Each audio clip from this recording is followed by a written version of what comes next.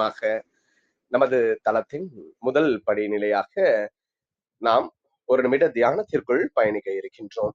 கண்களை மெலிதாக மூடிக்கொள்வோம், கரங்களை கோர்த்துக் கொள்வோம். இப்பிரபஞ்ச பெருவெளியில் உள்ள இறைமைக்கு மனதார நன்றி பகிர கிடைத்த மற்றும் ஒரு அற்புதமான நன்னாள் இது. இப்பொழுது நாம் உச்சரிக்க இருக்கும் ஒவ்வொரு வார்த்தைகளுடன் நன்றி உணர்வினையும் கலந்து இறைமைக்கு சமர்ப்பிப்போம் அன்பின் காணிக்கையாய். இன்றெடுத்து அன்றாடம் அமுதூட்டி அன்பாகவும் கருணையாகவும் மாறிப்போன அன்பு தாய்க்கு மனம் நிறைந்த நன்றி. ஒவ்வொரு நாளையும் ஒவ்வொரு பொழுதையும் தமது உழைப்பாலும் தியாகத்தாலும் குடும்பத்தை நிறைத்து அறிவாகவும் ஆற்றலாகவும் மாறிப்போன அன்பு தந்தைக்கு மனம் நிறைந்த நன்றி. பரிசுத்தமான இயற்கையை பரிசளித்து சென்ற நம் முன்னோர்கள் ஒவ்வொருவருக்கும் மனம் நிறைந்த நன்றி. கற்பித்தல் என்னும் இனிய அனுபவங்கள் வாயிலாக அன்றாட பொழுதுகளை அர்த்தமுள்ளதாக்கும் ஆசிரிய பெருந்தகைகள் ஒவ்வொருவருக்கும் மனம் நிறைந்த நன்றி. இப்பிரபஞ்ச பூ உலகினுள் பயணித்துக் கொண்டிருக்கும் பயணிக்க இருக்கின்ற ஒவ்வொரு உயிருள்ள ஆன்மாக்களுக்கும் மனம் நிறைந்த நன்றி. உயிரற்ற பொருட்களாய் வாழ்வின் உடன் வழி துணையாய் வாழ்வின் பாதையை என்றென்றும் நிறைக்கும் உயிரற்ற பொருட்களுக்கும் மனம் நிறைந்த நன்றி. இப்பிரபஞ்ச பூ உலகினை தமது பேரன்பாலும் பேரருளாலும் பேராசிராலும் ஆண்டு அரவணைத்து காத்து வரும் அந்த ஆண்டவனுக்கும் நன்றி. இப்பொழுது நமது சுவாசத்தின் ஓசையில் அது பயணிக்கும் பாதைகளில் நாமும் ஒரு நிமிடம் இணைந்து பயணிப்போம். நம் மூச்சின் சுவாசத்தினை சீர்மைப்படுத்தியவர்களாய்.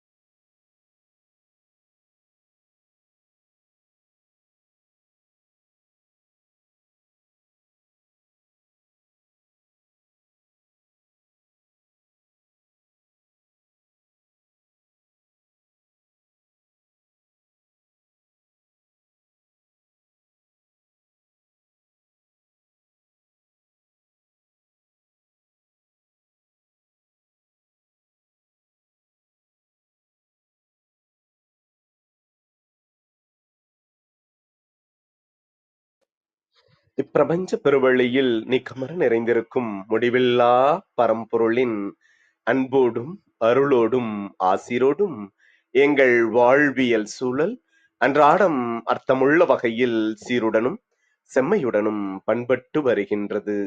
இதனால் இச்சமூகத்தின் சீரிய சிறந்த முன்மாதிரிகளாக நாங்கள் திகழ்வதோடு நில்லாமல் பல்வேறு சாதனைகளையும் அதன் வாயிலாக சரித்திரங்களையும் படைக்கும் அற்புத படைப்பாளிகளாக பரிணமிப்போம். இறைமைக்கு நன்றி.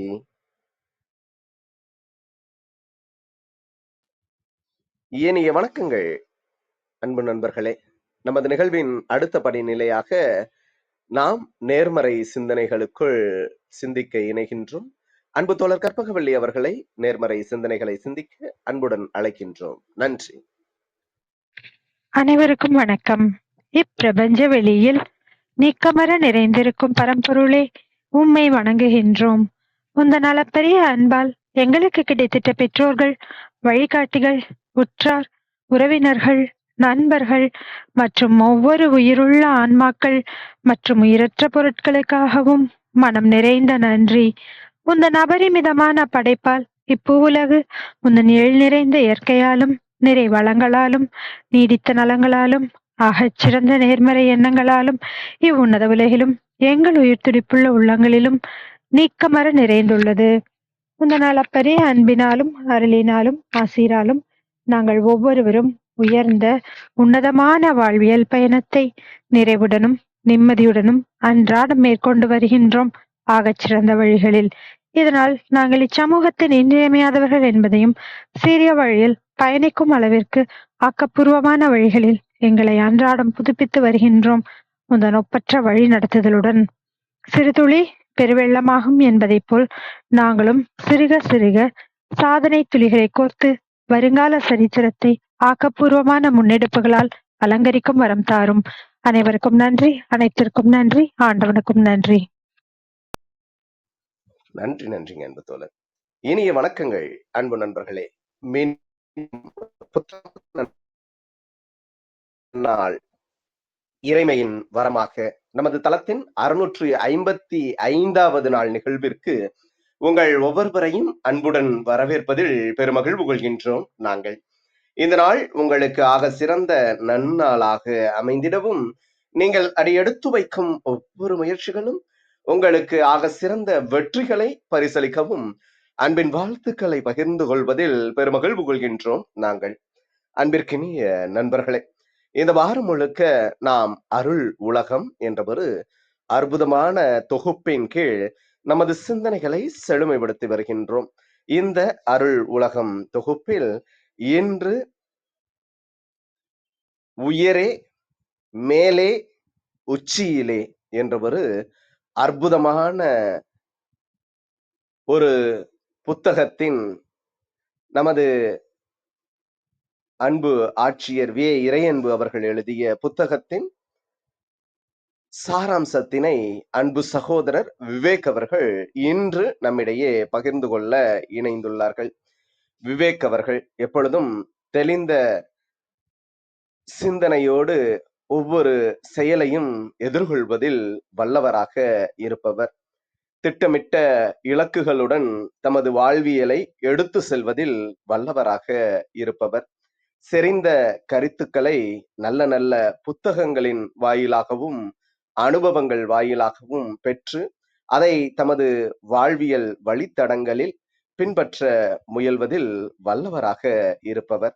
அத்தகையதொரு சிறப்புமிக்க ஒருவர் இன்று நம்மிடையே மேலே உயரே உயரே மேலே உச்சியிலே என்ற ஒரு அற்புதமான புத்தகத்தின் சாராம்சத்தினை அடுத்த 50 நிமிடங்கள் நம்மோடு பகிர்ந்து கொள்ள இணைந்துள்ள தருணங்களுக்காக சொல்லரங்க சொந்தங்களாகிய உங்கள் ஒவ்வொருவரின் சார்பிலும் சரித்திரம் படைப்போம் தளம் அவரை இந்நிகழ்விற்கு வருகு வருகு வருகு என வரவேற்பதில் பெருமகிழ்வு கொள்கின்றது. வாருங்கள், அடுத்த 50 நிமிடங்கள் அற்புதமான சிறப்புரையில் இணைவோம். நமது வாழ்வியல் புத்தகத்தில் புத்தம் புதிதாய் இன்று மலர்ந்துள்ள புதியதோர் பக்கத்தின் அழகியதோர் அத்தியாயத்தினை உயரே மேலே உச்சியிலே என்ற ஒரு அற்புதமான தலைப்பின் கீழ் சிந்திப்போம். நமது வாழ்வியல் வழித்தடங்களை இன்னும் இன்னும் செம்மைப்படுத்துவோம். நன்றி. எங்கள் வாழ்வும் எங்கள் வளமும் மங்காத தமிழென்று சங்கே முழங்கு என்ற பாரதிதாசன் ஐயா அவர்களின் வரிகளை கிணங்க அவையில் உள்ள அனைவருக்கும் இனிய வணக்கங்களை தெரிவித்துக் கொள்கிறேன். இன்ற நம்மளுடைய சரித்திரம் படைப்போம் 655வது நாளில் எனக்கும் ஒரு வாய்ப்பு அளித்த நம்மளுடைய ஆரோக்கிய பிட்டா ஐயா அவர்களுக்கும் மற்றும் கற்பகவழி தோழர் மற்றும் அனைத்து அமைப்பாளர்களுக்கும் பங்கேற்பாளர் நண்பர்களுக்கும் என் இனிய வணக்கங்களை தெரிவித்துக் கொள்கிறேன். இன்று ஒரு சிறந்த நாளில் ஒரு சிறந்த புத்தகத்தை திறனாய்வு செய்த வாய்ப்பளித்த இந்த பிரபஞ்சத்துக்கு மிகப்பெரிய நன்றி. இன்றைய ஒரு நான் எடுத்திருக்க புத்தகத்தோட தலைப்பு உயரே மேலே உச்சியிலே அப்படின்றதான். அதை எழுதினவர் நம்மளுடைய அனைவருக்கும் அந்த நபருக்கு அறிமுகமே தேவையில்லைன்னு சொல்லிடலாம். அந்த அளவுக்கு மிக சிறந்த ஒரு ஆளுமை முனைவர் வே இறையன்பு அவர்கள். வே இறையன்பு நமக்கு எல்லாருக்கும் தெரியும், ஒரு தலைமைச் செயலாளராக இருந்தாரு தமிழ்நாட்டுக்கு அப்படின்றது தெரியும். பட் இன்னும் அவரை பத்தி இன்னும் கொஞ்சம் அதிகமா தெரிஞ்சுக்கிட்டா நல்லா இருக்கும்ன்றதுக்காக நான் அதை சொல்ல போறேன். நான் அவர் 1963 ஜூன் 16ஆம் தேதி சேலம் பக்கத்துல காட்டூர்ன்ற ஒரு கிராமத்துல பிறந்தாரு. அவங்க பார்த்தோம்னா ஒரு கிராமத்துல பிறந்துதான் வந்தாரு. அவர் இளங்கலை நம்மளுடைய கோயம்புத்தூர்ல இருக்கிற வேளாண்மை பல்கலைக்கழகத்துல இளங்கலை முடிச்சாரு. அடுத்து முதுகலைன்னு பார்த்தோம்னா அவர் ஆங்கிலம், அதுக்கப்புறமா வணிகம், அப்புறமா உளவியல், ஸோ இந்த மாதிரி நிறைய முதுகலை படிச்சிருக்காரு. அதுக்கப்புறமா நம்மளுடைய ஐஏஎஸ் எக்ஸாமினேஷன்ல எழுதுறப்ப 1985 வருடத்துல அவர் இந்திய அளவுல 15வது இடத்தை பிடிக்கிறாரு. தமிழ்நாட்டு அளவுல முதல் இடத்தை பிடிச்சிருக்காரு. ஸோ எல்லாருமே என்ன சொல்லுவாங்கன்னா வந்து, ஒரு ஆட்சியர் பணி அப்படின்னு வர்றப்போ வந்து என்னன்னா, நேரம் வந்து ரொம்ப ரொம்ப நேர மேலாண்மைன்றது ரொம்ப ரொம்ப முக்கியம். அப்படி இருக்க காலகட்டத்தில கூட வந்து, அவர் தன்னுடைய எப்பயுமே கற்றல் அப்படின்றது அவரோட அவருடைய அம் லேர்னிங் இஸ் மை டிஎன்ஏ அப்படின்னு சொல்ற மாரி வந்து, எப்பவுமே தொடர்ந்து கற்றுக்கிட்டே இருக்கணும். கற்றத வந்து எழுத்தா மாத்தணும். அந்த எழுத்து அதுக்கப்புறம் பேச்சா மாறி எல்லாருக்கும் சொல்லணும். அப்படின்ற மாரி நெறையா செஞ்சுட்டு இருக்கக்கூடிய ஒரு நபர். அவர் பார்த்தோம்னா வந்து முதுகலை முடிச்சாரு. அதுக்கு அடுத்து வந்து கலெக்டரா இருக்கப்ப தான் வந்து அவர் வந்து பிஹெச்டி முடிக்கிறாரு. அது வந்து என்னன்னா, நம்மளுடைய மேனேஜ்மெண்ட் அ வணிகவியல் மேலாண்மையில தான் பண்றாரு. அடுத்து வந்து இன்னொரு பிஹெச்டி பண்றாரு. அது இங்கிலீஷ்ல பண்றாரு. அதுக்கு அடுத்து வந்து பிடிஎஃப் வந்து மேனேஜ்மெண்ட் ஸ்டடீஸ்ல பண்றாரு. இதெல்லாம் எப்படி நேரம் இருக்கும்ன்றது தான் இந்த இதுல ரொம்ப முக்கியமான விஷயம். இத தவிர்த்து 106 புத்தகங்கள் எழுதியிருக்காரு. ஆ கடைசியா வந்து அவர் 2021ல தான் தலைமைச் செயலாளரா அவருக்கு வந்து ஒரு பட்டம் குடுக்குறாங்க. அதுக்கு முன்னாடி அவர் என்ன பண்ணிட்டு இருந்தாருன்னா வந்து, இது வந்து எந்த புக்லயுமே இருக்காது. அது அவர பத்தி ஒரு சின்ன தகவல் என்னன்னா வந்து, அதுக்கு முன்னாடி வந்து ஒரு அம் இந்த அரசு பணியில இருக்காங்க. அவங்க எல்லாருக்குமே வந்து ட்ரெய்னிங் அண்ட் டெவலப்மென்ட்க்காக ஒரு இதுக்கு அவர் வந்து எம்டியா இருந்தாரு. அப்ப என்ன பண்ணாருன்னா வந்து, மத்தவங்களும் அதே மாரி நெறைய ட்ரெய்னிங் அண்ட் டெவலப்மென்ட்லாம் கண்டக்ட் பண்ணாங்க நெறைய ஆட்சியாளர்கள். இவர் வந்ததுக்கப்புறம் ஒரு சிறப்பு என்னன்னா வந்து, இப்போ வந்து சத்துணவுல வந்து அங்கன்வாடி தொழிலாளர்கள் இருப்பாங்கல்ல, அவங்க கூட ட்ரெய்னிங் அட்டெண்ட் பண்ணணும். ஆனா அவங்க வந்து ஸ்டார் ஹோட்டல் அட்டெண்ட் பண்ணணும் அப்படின்ற மாரி வச்சிருந்தாங்க. அவங்களால அந்த ஸ்டார் ஹோட்டலுக்குள்ள போகவே முடியாத நபர்கள் கூட ஸ்டார் ஹோட்டல்ல உட்கார்ந்து அந்த ட்ரெய்னிங் அட்டெண்ட் பண்ணக்கூடிய ஒரு இத ஏற்படுத்தினவர் தான். அவர் ரொம்ப ஆர்கனைஸ் பண்ணி ஒரு ட்ரெய்னிங் அண்ட் டெவலப்மென்ட் வந்து அரசு அலுவலர்கள், அரசு பணியாளர்கள் எல்லாருக்குமே ஒரு சிறப்பா செய்யணும் அப்படின்றத செஞ்ச ஒரு நபர் தான். கடைசியா தலைமைச் செயலாளரா இருந்து நெறைய முன்னெடுப்புகள் எடுத்து, அவரு தன்னோட துறை ஆட்சியர் பணியிலயும் வந்து மிகப்பெரிய அளவுக்கு நெறைய சாதனைகள் பண்ணியிருக்காரு. அதே மாரி இதுலயும் பண்ணியிருக்காரு. இன்னைக்கு இந்த புத்தகத்துக்கு வந்து "உயரே மேலே உச்சியிலே" அந்த புத்தகத்துல வந்து பார்த்தோம் அப்படின்னா வந்து, அந்த புத்தகத்துல எப்படி மாத்தி யோசிக்கணும், out of the box thinking எப்படி இருக்கணும். ஸோ எப்பயுமே வந்து அம் ஒரு பிரச்சனைக்கு ஒரு சொல்யூஷன் தானா அப்படின்னு இருக்காது. நெறைய வழிகள யோசிக்கணும். எப்பயுமே புதுசு புதுசா சிந்திக்கிறவங்கள் அ வாழ்க்கையில எவ்வளோ பெரிய உயரத்த அடைஞ்சாங்க. அப்படின்றது தான் இந்த புத்தகத்தோட சாராம்சமா இருக்கும். அடுத்து வரக்கூடிய ஒரு 48 நிமிஷம் வந்து ஃபுல் அண்ட் ஃபுல்லாவே வந்து இத பத்தி நம்ம வந்து முழுமையா பார்க்கலாம். இதுல நெறைய கதைகள் வரும். நெறைய புதிர்கள் வரும். நெறைய வந்து யோசிக்க வைக்கும். வழக்கமா சிந்திக்கிறத தாண்டி வேற மாரி என்ன சிந்திக்கலாமே! எப்பயுமே வந்து அம் ஒரு ஒரு ஒரு பிரச்சனைக்கு வந்து அ பெரிய பெரிய பிரச்சனையா இருக்கும். அதுக்குரிய தீர்வு வந்து ரொம்ப சிம்பிளா இருக்கும். ரொம்ப இதா இருக்கும். இந்த புத்தகத்துல அ அந்த மாரி நெறைய கதை இருக்கும். ஸோ இந்த புத்தகம் வந்து ஒரு 250 பக்கம் இருக்கும். ஆ இந்த புத்தகத்துல வந்து பார்த்தோம் அப்டின்னா வந்து நெறைய பகுதிகள் இருக்கு. ஸோ அதுல சில முக்கியமான பகுதிகள நம்ம பார்க்கலாம். எல்லா பகுதியும் முக்கியமான பகுதி தான். அதுல எனக்கு முக்கியம் அப்டின்னு தோணுன முக்கியமா காமனா எல்லாருக்கும் இருக்கிறத நான் சொல்றேன் நானு. மீதி எல்லாமே வந்து என்னன்னா, நீங்க படிக்கணும் அப்டின்றதுக்காக விட்டுருவேன் நானு. நீங்களே இந்த புத்தகத்த வாங்கி படிச்சா ரொம்ப நல்லாருக்கும். ஸோ அதுதான். ஸோ ஃபர்ஸ்ட் எடுத்தோனே வந்து என்னன்னா, நம்மளுடைய வந்து எல்லாரோட மனசு இந்த மனிதனோட மனசு எப்பயுமே என்ன பண்ணும் அப்டின்னு கேட்டோம்னா வந்து, ஆ ரொம்ப ரொம்ப பழகுனதே திருப்பி திருப்பி செய்ய தோணும். அந்த மாற்றம் அப்டின்றத விரும்புறது ரொம்ப ரொம்ப கம்மி தான். நெறைய பேர்ட்ட மாற்றம்ன்றத விரும்பவே மாட்டாங்க. அதாவது என்னன்னா இங்கிலீஷ்ல ஒரு ப்ராவர்ப் இருக்கும்.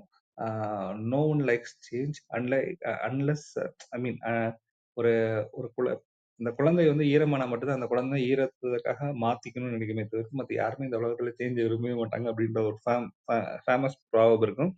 இப்ப இங்க வந்து பார்த்தோம்னா, எப்பயுமே வந்து வழக்கமா சிந்திக்கிறது, கம்ஃபர்ட்டா இருக்கணும் அப்படின்னு நினைக்கிறது, எல்லா புது பிரச்சனைக்கும் எப்படி பழசுக்கு நம்ம ஒரு தீர்வு கண்டோமோ, அதே மாரி தீர்வு கண்டுட்டே இருக்கணும் அப்படின்றது தான் வந்து நம்ம நெறைய பேர் நினைக்கிறாங்க. ஸோ எப்பயுமே வந்து வித்தியாசமா யாரெல்லாம் சிந்திக்கிறாங்களோ, அவங்க வந்து வெற்றிகள குவிக்கிறாங்க. இப்போ ஒரு ஒரு புதிய தொழில் முறையே இருக்கு அப்படின்னா வந்து, புதுசா ஒரு புது புது தொழில்கள் சில இது வந்து ரொம்ப பெரிய அளவுக்கு இதாகும். ஒரு எக்ஸாம்பிளுக்கு சொல்லணும் அப்படின்னா வந்து, அ ஒருத்தர் பஸ்ஸுக்காக வெயிட் பண்ணிட்டு இருக்காரு. பேருந்து வர லேட் ஆகுது. அ ஆனா வந்து இதே வந்து நெறைய பேர் வராங்க. சில பஸ்ல வந்து பார்த்தோம்னா வந்து கூட்டம் ரொம்ப அதிகமா இருக்கு. சில பஸ்ல கூட்டமே இருக்க மாட்டேங்குது. ஒருத்தர் முடிவு பண்ணாரு, என்னன்னா வந்து ஏன் எல்லா பஸ்ஸுக்கும் காமனா ஒரு பிளாட்ஃபார்ம் கிரியேட் பண்ணலாம் அப்படின்னு சொல்லிட்டு, ரெட் பஸ் அப்படின்னு ஒரு ஆப் டெவலப் பண்றாரு. அவங்களுக்கு சொந்தமா ஒரு காருக்குள்ள ஒரு பஸ் கூட கிடையாது. ஆனா அத வந்து கொஞ்ச நாள் வச்சுட்டு, அத விக்கிறப்ப 500,00,00,000க்கு வித்துட்டு போயிட்டாரு. இந்த இடத்துல சிந்தனை தான் ரொம்ப முக்கியமா இருந்தது. இந்த மாரி நெறைய எடுத்துக்காட்டு சொல்லலாம்.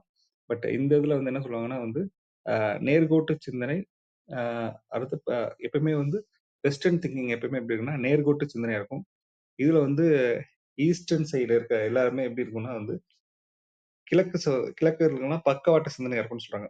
இப்போ ஒரு விஷயத்த வந்து இப்ப நம்ம கிரேக்க தத்துவ ஞானிகள் சாக்ரட்டிஸ், பிளேட்டோ, அரிஸ்டாட்டில் அவங்கலாம் எப்படின்னா நேர்கோட்டு சிந்தனையில இருப்பாங்க. அதாவது 2+2 எப்பயுமே 4ஆ தான் இருப்பாங்க அப்படின்றது தான். எதுக்குமே வந்து ஒரு லாஜிக் இருக்கணும் அப்படின்ற மாதிரி யோசிப்பாங்க. இப்போ வந்து பார்த்தோம்னா, அதாவது ஒவ்வொரு பிரச்சனைக்குமே வந்து வேற எப்படி சொல்யூஷன் குடுக்கலாம் அப்படின்றத நம்ம வந்து அ கண்டிப்பா வந்து இதுல சொல்றாங்க. இதுல வந்து முக்கியமானது பார்த்தோம்னா, எப்பயுமே வழக்கமா சிந்திக்கிறத தாண்டி சிந்திக்கணும்ன்றது தான். இப்போ வந்து ஒரு ஆசிரியர் வந்து மாணவர்கள்ட்ட போறாரு. என்ட்ட 11 ஆப்பிள் இருக்கு. 12 பேத்துக்கு சரியா பிரிச்சு குடுக்கணும். எப்படி குடுக்கணும்? அப்படின்னு கேட்கிறாரு. எல்லாருமே என்ன நெனைப்பாங்க? ஸோ நம்ம எல்லாருமே வந்து ஒரு பொதுவான சிந்தனை எப்படி இருக்குன்னா வந்து 11/12 அப்ப இவ்ளோ பீஸ் தான் கட் பண்ணி குடுக்கணும் அப்படின்றாங்க. ஆனா ஒரே ஒரு மாணவன் மட்டும் எந்திரிச்சு வந்து, "ஏன் சார் நம்ம 11 ஆப்பிளையும் ஜூஸ் போட்டு 12 பேத்துக்கு ஈஸியா பிரிச்சு குடுத்துடலாம்ல" அப்படின்னு சொல்றாங்க. எல்லாம் சிரிச்சுருவாங்க. ஆனா வந்து இப்ப வந்து கட் பண்றதுன்றது கரெக்ட்டா கட் பண்ணவும் முடியாது. ஆனா இது வந்து ஒரு வழியா இருக்கும். இத மாத்தி சிந்திக்கிறது அப்படின்றது. அதே மாரி வந்து கர்ஃபி மரபுல வந்து ஒரு கதை இருக்கு. ஒரு பெரியவர்ட்ட வந்து ஒரு 11 ஒட்டகங்கள் இருக்கு. அதுல வந்து என்னன்னா, அவர் வந்து இறந்து போறதுக்கு முன்னாடி ஒரு சொல்லிட்டு போறாரு. எப்படின்னா, என் ஒட்டகத்துல பாதி இருக்கிறதுல பாதி வந்து என்னோட முதல் மகனுக்கு குடுத்துறணும். 2வது மகனுக்கு வந்து 3ல ஒரு பங்கு குடுத்துறணும். 3வது மகனுக்கு 9ல ஒரு பங்கு குடுத்துறணும். அப்படின்னு சொல்றாரு.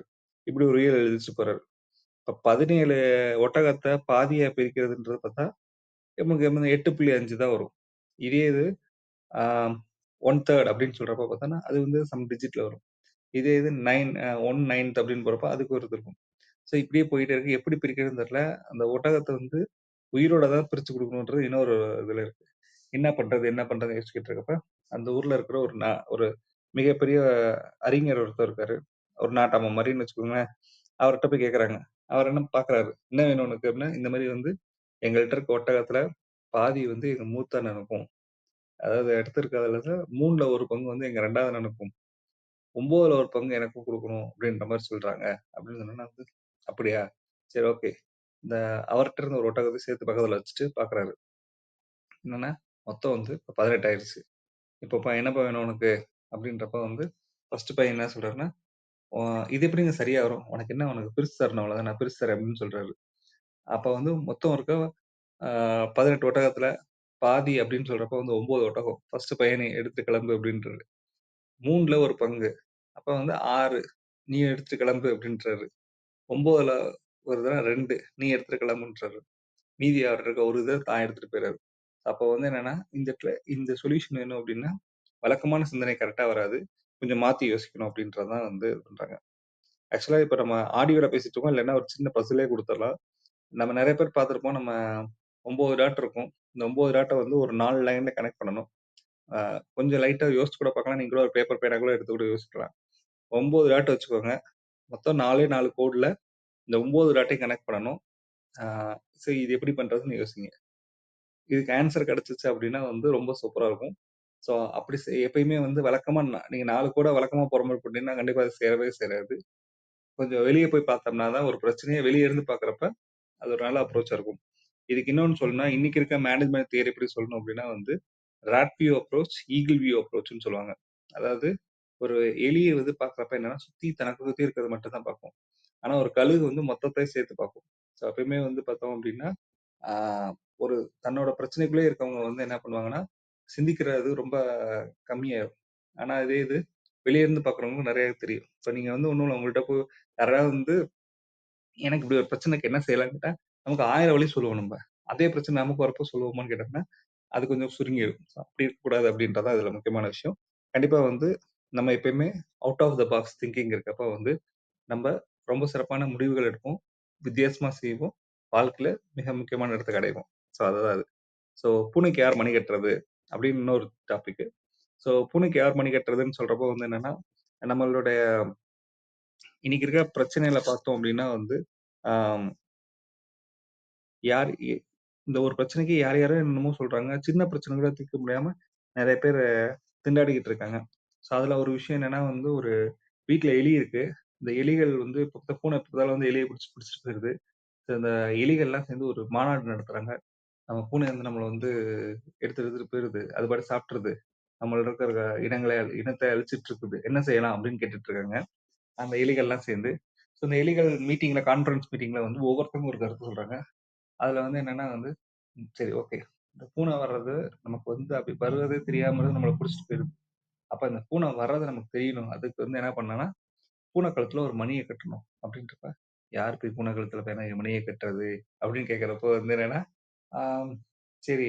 அப்ப வந்து என்ன சொல்றேன்னா, ஒரு குட்டி எலி வந்து சொல்லுது. நான் போய் பூனை கழுத்துல மணிய கட்டுறேன் அப்படின்னுது.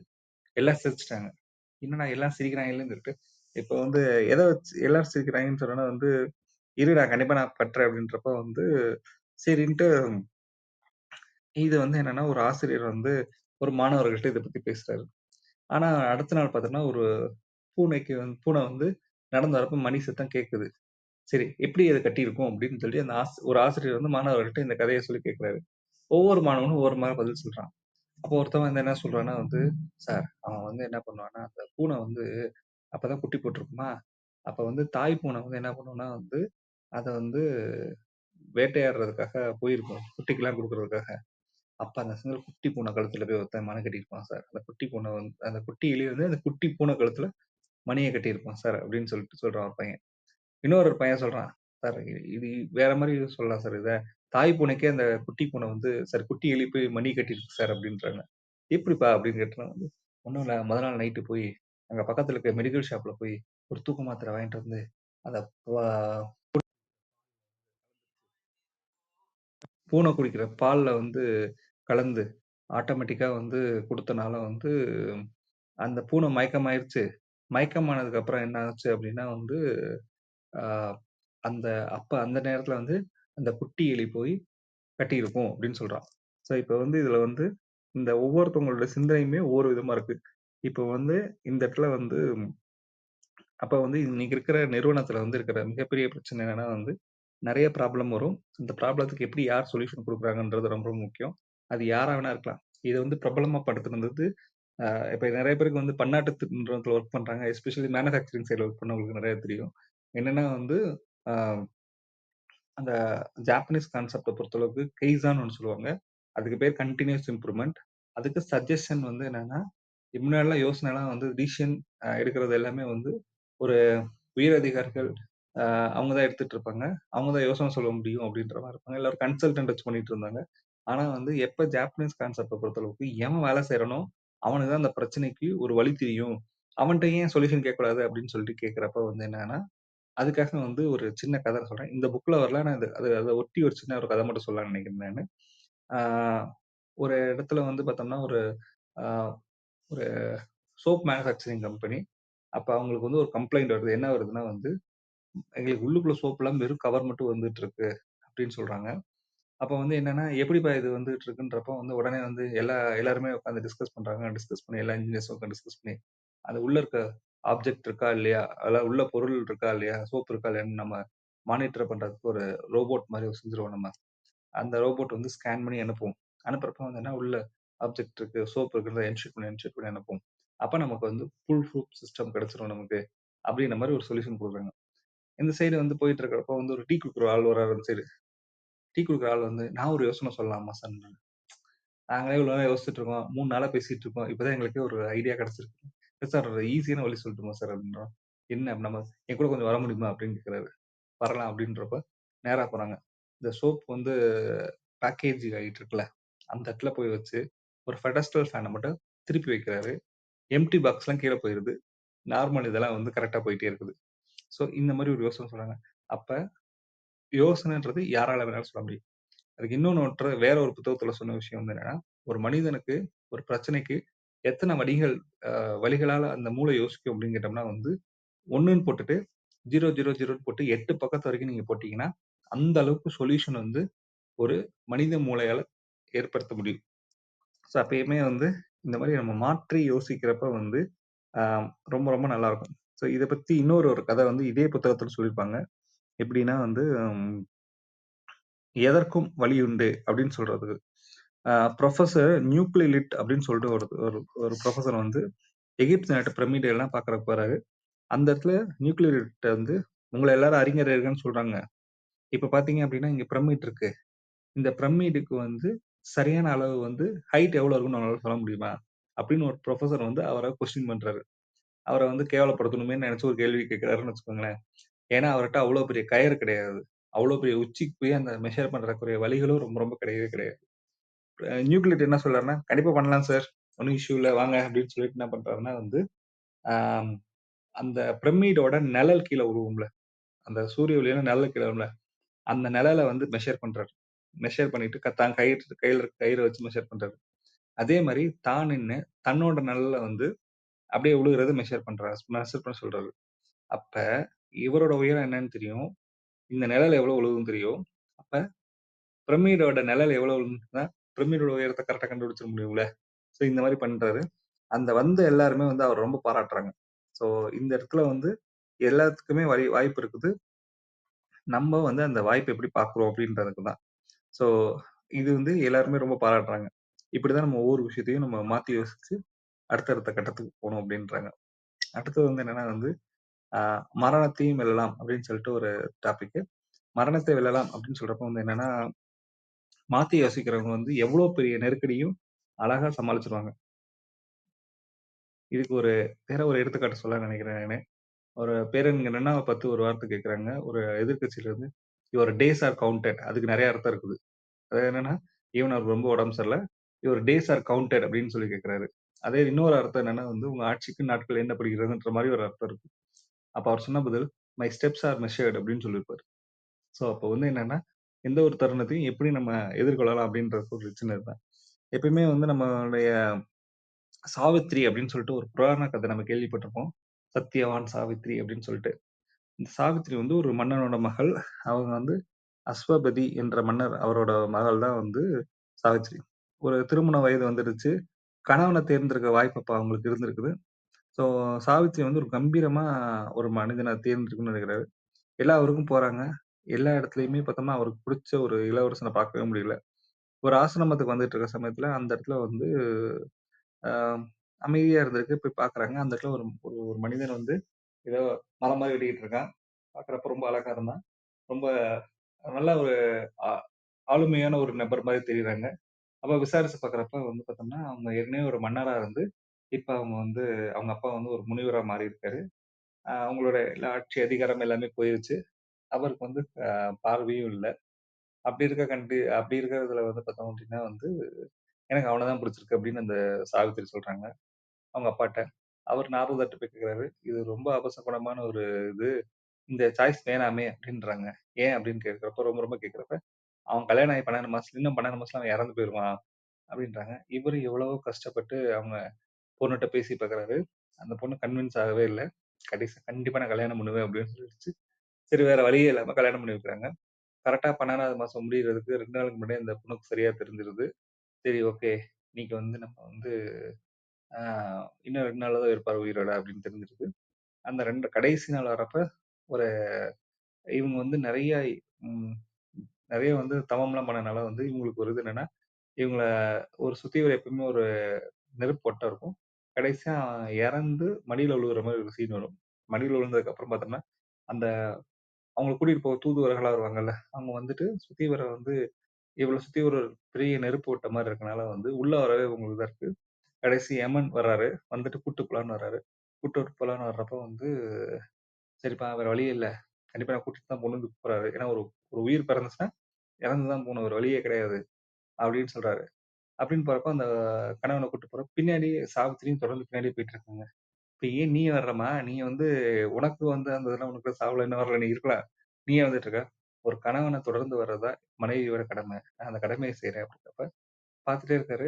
வந்துட்டு இவரால வேற வழி இல்ல. கூட்டிட்டு போ முடியாதுல்ல. அப்ப வந்து டக்குன்னு கேட்கிறாரு திரும்பி, "உன்னால வந்து இப்ப வந்து உனக்கு ஏதாவது ஒரு வரம் கேளு. உன் கணவனோட உயிர மட்டும் கேட்காத. நீ எந்த வரம் கேட்டாலும் நான் குடுத்துருவேன்" அப்படின்றாரு. எங்க மாமனார் வந்து கண் பார்வை இல்லாம இருக்கிறாரு. அவருக்கு வந்து மொத்தம் வந்து அவர் கண் பார்வை வேணுன்றாங்க. சரி ஓகே. கண் பார்வை குடுத்துர்றேன். வச்சுக்கோ போ அப்படின்னு சொல்றாரு. திருப்பி வந்து போயிட்டே இருக்காங்க. திருப்பி இந்த அம்மா தொடர்ந்துட்டே போயிட்டே இருக்குது. என்னம்மா இப்பதான் ஒரு வரம் குடுத்தேன். திருப்பி நீ வந்துட்டே இருக்கிறீன்னு. இல்லங்க கணவன சுத்தி இருக்கதாங்க ஒரு மனைவியோட கடமை. என்னால அங்க இருக்க முடியாதுங்க அப்படின்றப்ப, சரி வேற ஏதாவது ஒரு வரத்த கேளு. உன் கணவனோட உயிர மட்டும் கேட்டுறாத அப்படின்னு சொல்றாங்க. சரின்ட்டு வந்து சரி எங்க மாமனாரோட திருப்பி ஆட்சி அதிகாரம்னு ஒரு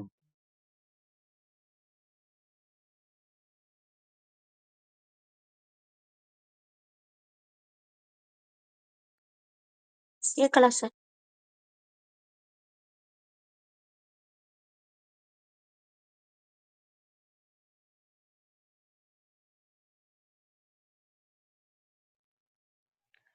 விவேக், உங்க குரல் கேட்கல. ஒரு முறை வெளிய போயிட்டு உள்ள வாங்க. கேக்குதா? ஆ. சரி ஓகே. ஸோ அப்ப வந்து என்னன்னா, அந்த திருப்பி போயிட்டு இருக்காங்க. அ அந்த அந்த கணவர தொலைஞ்சு போயிட்டு இருக்க சமயத்துல வந்து, அப்ப அவனுக்கு வந்து என் கணவனோட உயிர தவிர்த்து வேற ஏதாவது ஒரு வரம் கேளு. நான் கண்டிப்பா குடுத்துறேன்றப்ப, என் மன்னருக்கு வந்து சரி என்னோட மாமனாருக்கு வந்து நீங்க கண்ணு குடுத்துட்டீங்க. அதே மாரி அரசாட்சி குடுத்துட்டீங்க. ஆனா, அவர் அந்த அரசாட்சிய பார்க்குறப்ப, அந்த அவரோட ஆம் அவரோட அடுத்த சந்ததிகளையும் அவர் ராஜ கம்பீரத்தோட பார்க்கணும்ல, அப்படின்னு சொல்றப்போ வந்து, அப்ப என்ன ஆச்சுன்னா வந்து, இவருக்கு வரம் குடுக்குறதுட்ட ஒரு வழியே கிடையாது. என்ன ஆச்சு அப்படின்னா வந்து, வேற வழி இல்லாம அந்த ஏன்னா அவங்களுக்கு குழந்தையே இல்ல. இதுக்கப்புறம் தான் குழந்தை வேணும்னு கேட்கிறப்ப வந்து, அவ உயிர கேட்கல. ஆனா எனக்கு வந்து எங்க மாமனாருக்கு அவரோட வாரிசு ஐ மீன் அந்த சந்ததி வேணும் அப்படின்னு சொல்றப்ப, ஆட்டோமேட்டிக்கா வந்து சத்தியவானுக்கு உயிர் குடுக்குறாங்க. அப்படின்ற மாரி ஒரு புராண கதை. ஸோ இந்த புராண கதைய பொறுத்தளவுக்கு வந்து என்ன ஆகும்னா வந்து, இப்படிதான் வந்து ஒரு விஷயத்த மாத்தி யோசிக்கலாம் அப்படின்றதுக்காக சொல்லுவாங்க. ஸோ அடுத்து வந்து என்னன்னா, அடுத்த சாப்டரோட பேரு வந்து கொலம்பஸ் முட்டை அப்படின்னு சொல்லுவாங்க. கொலம்பஸ் முட்டை அப்படின்னு சொல்றப்போ வந்து என்னன்னா வந்து, எப்பயுமே வந்து ஒரு முட்டை இருக்கு அப்படின்னா வந்து, அது வந்து அவிச்ச முட்டையா இல்லன்னா வந்து ஐ மீன் அவிக்காத முட்டையா அப்படின்றதுக்கு பிரிச்சு பார்க்கறது எப்படி அப்படின்னு கேட்கறாங்க. அ எப்பயுமே நார்மலா என்ன சொல்லுவாங்கன்னா, அத குலுக்கி பார்க்கறப்போ வந்து என்னன்னா, இது வந்து லிக்விடா இருக்கு, இது சாலிடா இருக்குன்னு தெரிஞ்சிரும். ஆனா, இப்போ வந்து ஒரு ஐ மீன் குலுக்கிலாம் பார்க்க முடியாது. அந்த முட்டை டேபிள் மேலயே இருக்கும். அப்ப கண்டுபிடிக்கணும் அது அவிச்சுதா இல்லையா அப்படின்னு சொல்லிட்டு. அப்ப அதுக்கு ஒரு வழி என்ன சொல்லுவாங்கன்னா வந்து, முட்டைய வந்து சுத்தி விடுவாங்க 2 முட்டையும். அதுல வந்து பார்த்தோம்னா வந்து, அ எது அதிகமா சுத்துது, எது கம்மியா சுத்துதுன்னு பார்க்குறப்போ வந்து, ஃபாஸ்ட்டா சுத்துறது பார்த்தோம்னா வந்து, எப்பயுமே வந்து அது வந்து அவிச்ச முட்டையா இருக்கும். ஸ்லோவா சுத்துறது வந்து ஒரு அவிக்காத முட்டையா இருக்கும். இதே இடத்துல வந்து பார்த்தோம்னா வந்து, அப்போ ஒரு விரல வச்சு டச் பண்றப்ப என்ன ஆகும்னா, இந்த ஃபாஸ்ட்டா சுத்துற அந்த முட்டை ரொம்ப சீக்கிரமா நின்றும். ஆனா ஸ்லோவா சுத்துற அந்த முட்டை நிக்கிறதுக்கு லேட் ஆகும். ஸோ இதுதான் டிஃபரன்ஸ். இந்த ஃபாஸ்ட்டா சுத்துச்சுன்னா அது நம்ம அவிச்ச முட்டை. அதே மாரி வந்து அது நிக்கிறது ரொம்ப சீக்கிரமா நின்றும். இன்னொன்னு வந்து பார்த்தோம்னா ஸ்லோவா சுத்தும். நிக்கிறது லேட் ஆகும். அதுதான் வந்து நம்ம முட்டையோட வித்தியாசம் அப்படின்னு சொல்லுவாங்க. ஸோ இப்போ வந்து என்னன்னா, கொலம்பஸ பொறுத்தளவுக்கு எப்பயுமே வந்து நமக்கு எல்லாருக்குமே தெரியும். அமெரிக்கா கண்டுபிடிச்சாரு கொலம்பஸ் அப்படின்னு படிச்சிருக்கோம் நம்ம. ஸோ எப்பயுமே வந்து இப்ப அவர பொறுத்தளவுக்கு என்னன்னா, அவரு வீட்ல இருந்து கிளம்புறாரு. கிளம்பி ஒரு 20 வருஷத்துக்கு அப்புறம் வந்து அமெரிக்கான்னு ஒரு நாட்ட இந்தியாவ தான் கண்டுபிடிக்கணும்ன்றது அவரோட இலக்கு. பட் ஆனா அவர் வந்து கண்டுபிடிச்சது அமெரிக்கால. அமெரிக்காவ கண்டுபிடிச்சதுக்கு அப்புறம் வந்து அவருக்கு வந்து ஒரு பெரிய வந்து விருந்து குடுக்கணும் அப்படின்னு நினைக்கிறாங்க. அந்த நாட்டுல இருக்க முக்கிய பிரபுவரெல்லாம் கூப்பிட்டு வச்சு விருந்து குடுக்குறாங்க.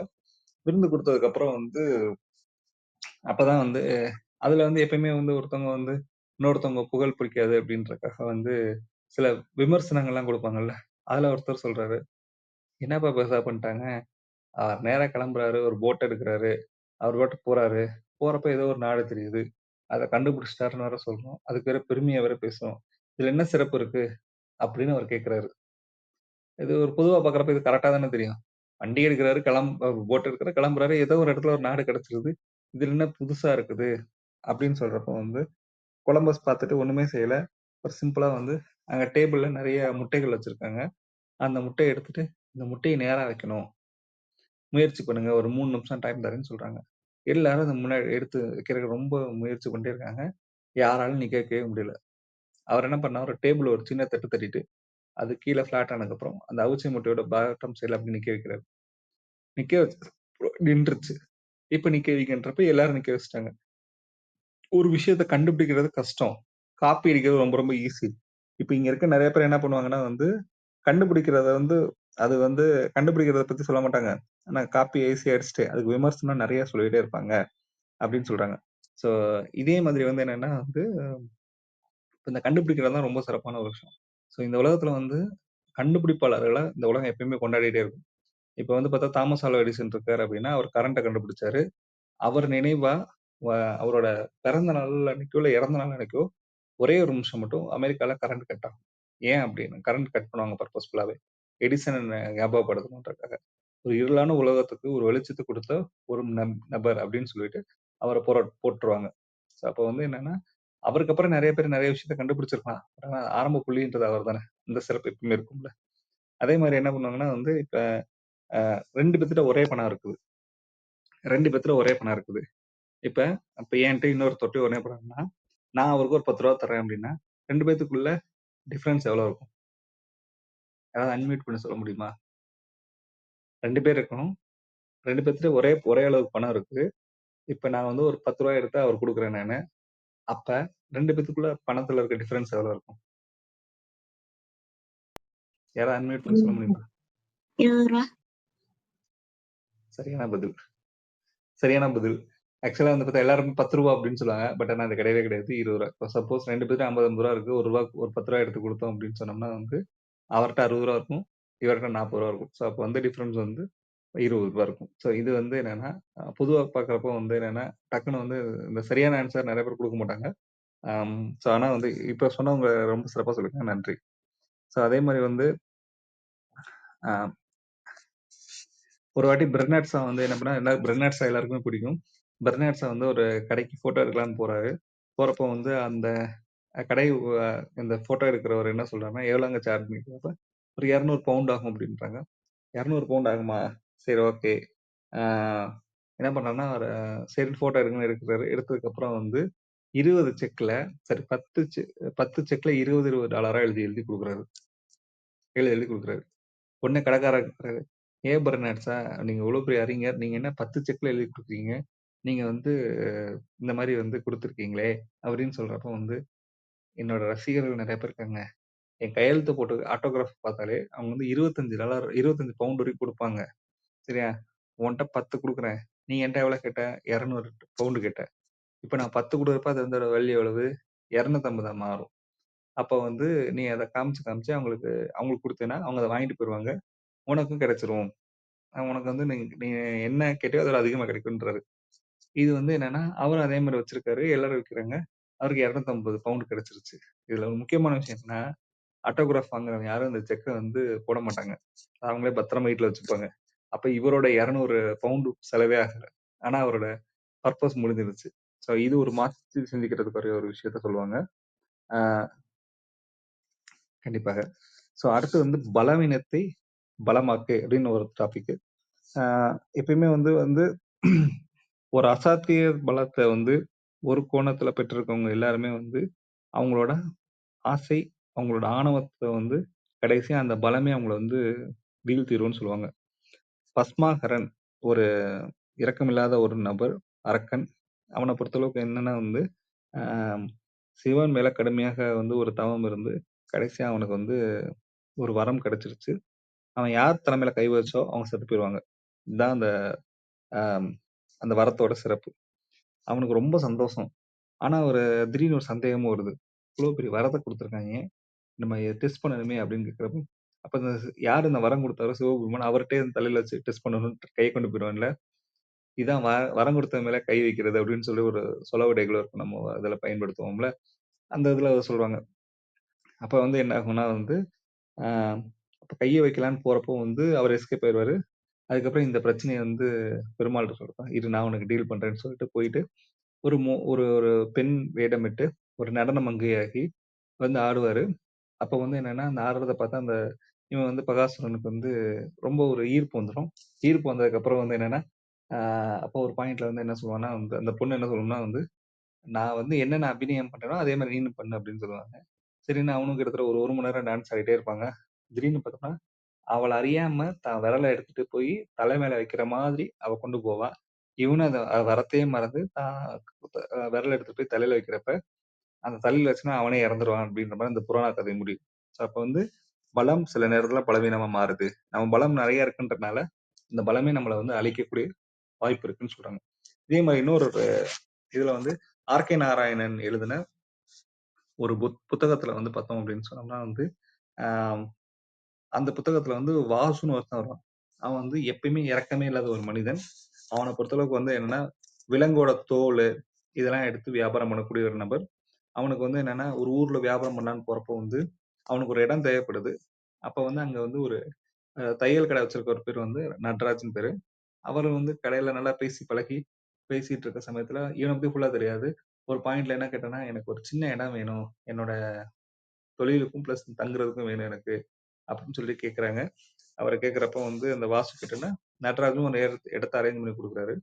இடத்த அரேஞ்ச் பண்ணி குடுத்தப்ப பார்த்தோம்னா வந்து, அவரு வந்து ஒரு பாயிண்ட்ல வந்து அந்த இடத்துல ரொம்ப அது தோல்லாம் ஆட்டுத்தோல் இந்த மாரிலாம் இருக்கப்போ ரொம்ப இதா இருக்கும்ல. ரொம்ப அவர் சுத்தமா வச்சுக்கலன்றனால, "நீ காலி பண்ணிரு, காலி பண்ணிருன்னா" "அதெல்லாம் காலி பண்ணலாம் முடியவே முடியாது. நான் இப்படித்தான் இருப்பேன்." அப்படின்னு சொல்லுவாரு. அவர அந்த வாசுவ பொறுத்தளவுக்கு என்னன்னா வந்து, அவன் வந்து அடிச்சான் அப்படின்னா வந்து, முகத்துல அடிச்சான் அப்படின்னா, ஒரு விலங்கு முகத்துல அடிச்சா, அந்த இதுல வந்து என்னன்னா, மொத்தமே அந்த மூளையே கலங்கிற அளவுக்கு அந்த இது இருக்கும். ஸோ இப்படி இருந்திருக்குது. ஒரு நாள் காலைல போய் தட்டி தட்டி பார்க்குறாங்க கதவ. உள்ளுக்குள்ள யார் இருக்காங்கன்னு தெரியல. சாரி உள்ள இருந்து யாருமே திறக்கவே இல்ல. சரின்னு கதவ உடைச்சுட்டு உள்ள போறாங்க. போறப்ப பார்த்தோம்னா, அந்த வாசு செத்து கிடக்குறாரு. "எப்புட்றா இவன் செத்து கிடக்குறான்?" அப்படின்னு சொன்னா, யாராவது விஷம் கிசம் வச்சுட்டாங்களா? யாராவது கொன்னுட்டாங்களா? அப்படின்னு போய் பார்க்குறாங்க. எவ்வளோ ட்ரை பண்ணாலும் தெரியவே இல்ல. அப்ப வந்து அவன் முகத்துல வந்து ஒரு சின்னூண்டு கொசு வந்து அந்த அடிச்ச அந்த கொசு முகத்துல இருந்திருக்குது. என்ன நடந்திருக்கு அப்படின்னா வந்து, அந்த கொசு கடிக்கிறது தெரியாம தான் கைய வச்சு தான் முகத்திலே அடிச்சனால, அந்த நபர் அப்படியே இறந்துட்டாரு. ஸோ அப்போ வந்து பலத்த வந்து நமக்கு வந்து ஆ சில சமயம் அ எப்பவுமே வந்து நமக்கு பலமே நமக்கு ரொம்ப ஆபத்தா மாறிரும் அப்படின்னு சொல்லுவாங்க. ஸோ அதே மாரி இன்னொரு ஒரு இதுல வந்து ஒரு கதை அதிலேயே வரும். என்னன்னா வந்து, ஆ ஒரு பையன் வந்து ஒருத்தர் வந்து சிறந்த ஒரு இசை இசை ஆ இசைக்கருவிய கருவிய வந்து வாசிக்க ரொம்ப வல்லவரா இருப்பாரு. அவர் என்ன பண்ணுவாரு அப்படின்னா வந்து, அவர் வந்து ஒரு ஒரு அழகிய வந்து கல்யாணம் பண்ணுவாரு. கல்யாணம் பண்ணதுக்கப்புறம் வந்து, அந்த பொண்ணு வந்து ரொம்ப ரொம்ப நல்ல ஒரு குடும்ப வாழ்க்கை போயிட்டே இருக்கும். ஒரு பாயிண்ட்ல வந்து ஒரு பாம்பு இருக்கிற பக்கமா அந்த பொண்ணு மிதிச்சிரும். அந்த மிதிச்சனால பாம்பு அவங்கள கொட்டிட்டு அவங்க இறந்து போயிருவாங்க. இறந்து போனோனே வந்து கீழ் உலகத்துல போய் நான் என் மனைவிய மீட்டு கொண்டு வரேன்னு சொல்லிட்டு போவாப்ல. போறப்போ வந்து என்ன ஆகும்னா வந்து, எத வச்சு மீட்பீங்கன்னு கேட்கிறப்ப, என்னோட இசைக்கருவி வாசிச்சா அவங்க இருக்கவங்க மெய் மறந்துருவாங்க. மெய் மறந்து என்னோட அ இத வந்து என்னோட மனைவிய வந்து உயிர் குடுத்துருவாங்க அப்படின்னு நம்புவாரு.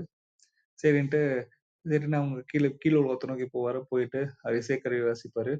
அவங்களும் வந்து மகிழ்ந்து, சரி உங்க ஒய்ஃப கூட்டு போங்க. ஒண்ணும் பிரச்சனை இல்ல. ஆனா என்னன்னா வந்து, நீ கூட்டிட்டு போற சமயத்துல வந்து உன் பின்னாடியே வந்துட்டே இருக்கும் அந்த பொண்ணு. ஏதாவது ஒரு சூழ்நிலையில திரும்பி நீ பார்த்துட்ட அப்படின்னு சொன்னோம்னா, அந்த பொண்ணு மறைஞ்சு போயிரும் அப்படின்றாங்க. சரி ஓகே நான் தானே அதெல்லாம் அதெல்லாம் ஒண்ணும் பிரச்சனை இல்ல. கரெக்ட்டா கூட்டிட்டு போயிடுறேங்க அப்படின்னு சொல்லிட்டு, அதே ஒரு நம்பிக்கையில கூட்டிட்டு வர்றாரு. கூட்டிட்டு வந்துட்டே இருக்கிற சமயத்துல ஏதோ ஒரு இடத்துல ஆ போறப்போ ஒரு சின்ன ஒரு இடிக்கிறதோ, இல்லாட்டினா ஏதோ ஒரு இது படுது. சரி வழுக்குற மாரி இருந்திருக்குது. ஐய்யயோ! நம்ம எங்க வழுக்குதே! நம்ம ஒய்ஃப்க்கு வந்திருக்குமோன்னு சொல்லி திரும்பி கை நீட்டுவாப்ல, அந்த பொண்ணு அப்படியே மறைஞ்சிரும்னு சொல்லுவாங்க. அப்ப நம்ம வந்து பலம் நெனைக்கிற விஷயம் சில சமயத்துல நம்ம பலவீனமா மாத்திரும். அதனால எப்பயுமே நம்ம வந்து அந்த இதுல ரொம்ப சிறப்பா கரெக்ட்டா இருக்கணும்னு சொல்லுவாங்க. அப்புறமா வந்து என்னன்னா வந்து, "விவேகமும் வெற்றியே" அப்படின்னு சொல்லுவாங்க அடுத்த தலைப்பு. விவேகம் எப்பயுமே வந்து எ எதுலயுமே வந்து ரொம்ப வந்து வேகத்த விட விவேகம் ரொம்ப முக்கியம் அப்படின்னு சொல்லுவாங்க. அ அந்த விதத்துல பார்த்தப்போ வந்து என்னன்னா, அ ஒரு ஒரு சின்ன கதையோட சொல்லலாம் இந்த இதுக்கு. ஒரு ஒரு நல்ல ஓவியன், ஒரு சீமாட்டி வந்து, "என்னோட ஓவியத்த நீ வரையணும். என் ஓவியத்த யார் டெஸ்ட் பண்ணுவா?" அப்படின்னு கேட்டோம்னா வந்து, என் நாய் போய் அந்த ஓவியத்துட்ட போய் நின்னு, அ போய் அது பக்கத்துல வாலாட்டி, அத அப்படியே வந்து இது பண்ணணும் அப்படின்னு சொல்லுவாங்க. அது பக்கத்துல போய் நாய் என்ன செய்யும்? நம்ம பக்கத்துல வந்து நம்மள ரொம்ப வாஞ்சியா நம்ம மேல இதா இருக்கும்ல. அந்த மாரி ஓவியத்த பார்த்தாலே வரணும் அப்படின்னு சொல்லுவாங்க. இவரும் அந்த ஓவியரும் ரொம்ப சிறப்பா வச்சு, அழகா அந்த அம்மாவ வரைஞ்சு வச்சிருப்பாப்ல. வரைஞ்சு வச்சதுக்கப்புறம் வந்து, ஆ அந்த வரைஞ்சதுக்கப்புறம் இந்த அம்மாவுக்கு ரொம்ப ஆச்சரியம். ரொம்ப அழகா நம்மள தத்ரூவமா வரைஞ்சிருக்காரே! இந்த நாய வந்து நாய் பார்க்கறப்ப அந்த நாய் ஒண்ணுமே செய்யாது. இந்த அம்மா பக்கத்துலயே நின்னுட்டு இருக்கும். நாய் ஒண்ணும் போகவே போகாது. "இல்ல, இல்ல உன் ஓவியத்துல ரொம்ப பெரிய பிரச்சனை இருக்குது. அந்த நாய் வந்து போய் பக்கத்துல போய் நின்னு வாஞ்சியா இது பண்ணா மட்டும் தான் நான் ஒத்துப்பேன்." அப்படின்னோனே, "சரி வாங்கங்க இன்னொரு நாள் வாங்கன்னு" சொல்லிட்டு இன்னொரு நாள் அதே மாரி ஓவியம் வரையறாரு. ஓவியம் வரைஞ்சப்ப அப்பயும் அந்த நாய் வரல. சரின்னு யோசிச்சிருக்காரு. நீங்க 2 வீக் கழிச்சு வாங்க. நம்ம வந்து உங்களுக்கு நான் திருப்பி வரைஞ்சு தரேன் அப்படின்னு சொல்லிட்டு 2 வீக்ஸ்க்கு அப்புறம் வந்து அவர் வந்து வரைஞ்சு வச்சிருக்காரு. அந்த ஓவியத்த பார்த்து அந்த நாய் வேகமா போய் வாந்தியா வந்து அந்த வாந்தியா நம்ம தழுவுறது இந்த மாதிரிலாம் பண்ணணும். அந்த ஓவியத்த பார்த்து பண்ணியிருக்குது. அவங்க மனைவிக்கு ரொம்ப ஆச்சரியம். அவங்க வந்து பணத்த குடுத்துட்டு வாங்கிட்டு போயிட்டாங்க ஓவியத்த. "ஏங்க 15 நாளைக்கு முன்னாடி வந்தாங்க. நீங்க ஒண்ணும் வரைஞ்ச மாரியே தெரியல. அந்த அம்மா வந்து இப்ப மட்டும் எப்படிங்க அந்த நாய் வந்து இது பண்ணுச்சு?" அப்படின்றப்ப அவர் சொல்லுவாரு, நாய்க்கு வண்ணமே தெரியாது. அதுக்கு வந்து வாசம், அந்த நுகர்வு தன்மை மட்டும் தான் இருக்கும்.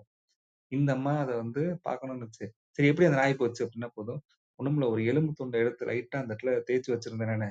அந்த எலும்பு துண்டோட வாசத்துக்காக அது போயிட்டு அது போய் பக்கத்துல போய் நின்றுச்சு. ஸோ அதுதான் வந்து அதனால தான் இதா இருக்கு. இந்த இடத்துல வந்து வென்றது வந்து விவேகம் அப்படின்னு சொல்லுவாங்க. ஸோ இப்படி வந்து இதுல வந்து ரொம்ப சிறப்பான நிறைய விஷயங்கள் இருக்கும். ஆ அடுத்து சொல்லணும் அப்படின்னா வந்து நம்மளுடைய ஆ இன்னொரு ஒரு பசில் கொஸ்டின் கேட்பாங்க. இன்டர்வியூஸ்லலாம் கூட நிறைய கேட்டிருப்பாங்கன்னு வச்சுக்கோங்க இந்த பசில் கொஸ்டின். இப்போ ஒரு நபர் இருக்கிறாரு. அந்த நபர் போறப்போ வந்து அவர் 10வது மாடியில வேலை செஞ்சுட்டு இருக்காரு. அவர் வந்து ஆ சம்மர்ல போறப்போ வந்து அதாவது வெயில் காலத்துல போறப்போ வந்து என்னன்னா, அவர் வந்து லிஃப்ட்லயே 10வது மாடி வரைக்கும் போயிருவாரு. ஆனா குளிர் காலத்துல போறப்ப 8வது மாடி வரைக்கும் போயிட்டு 2 மாடி நடப்பாரு. இது ஏன்? எப்படி இது நடப்பாரு? அப்படின்னு ஒரு கேள்வி கேட்பாங்க.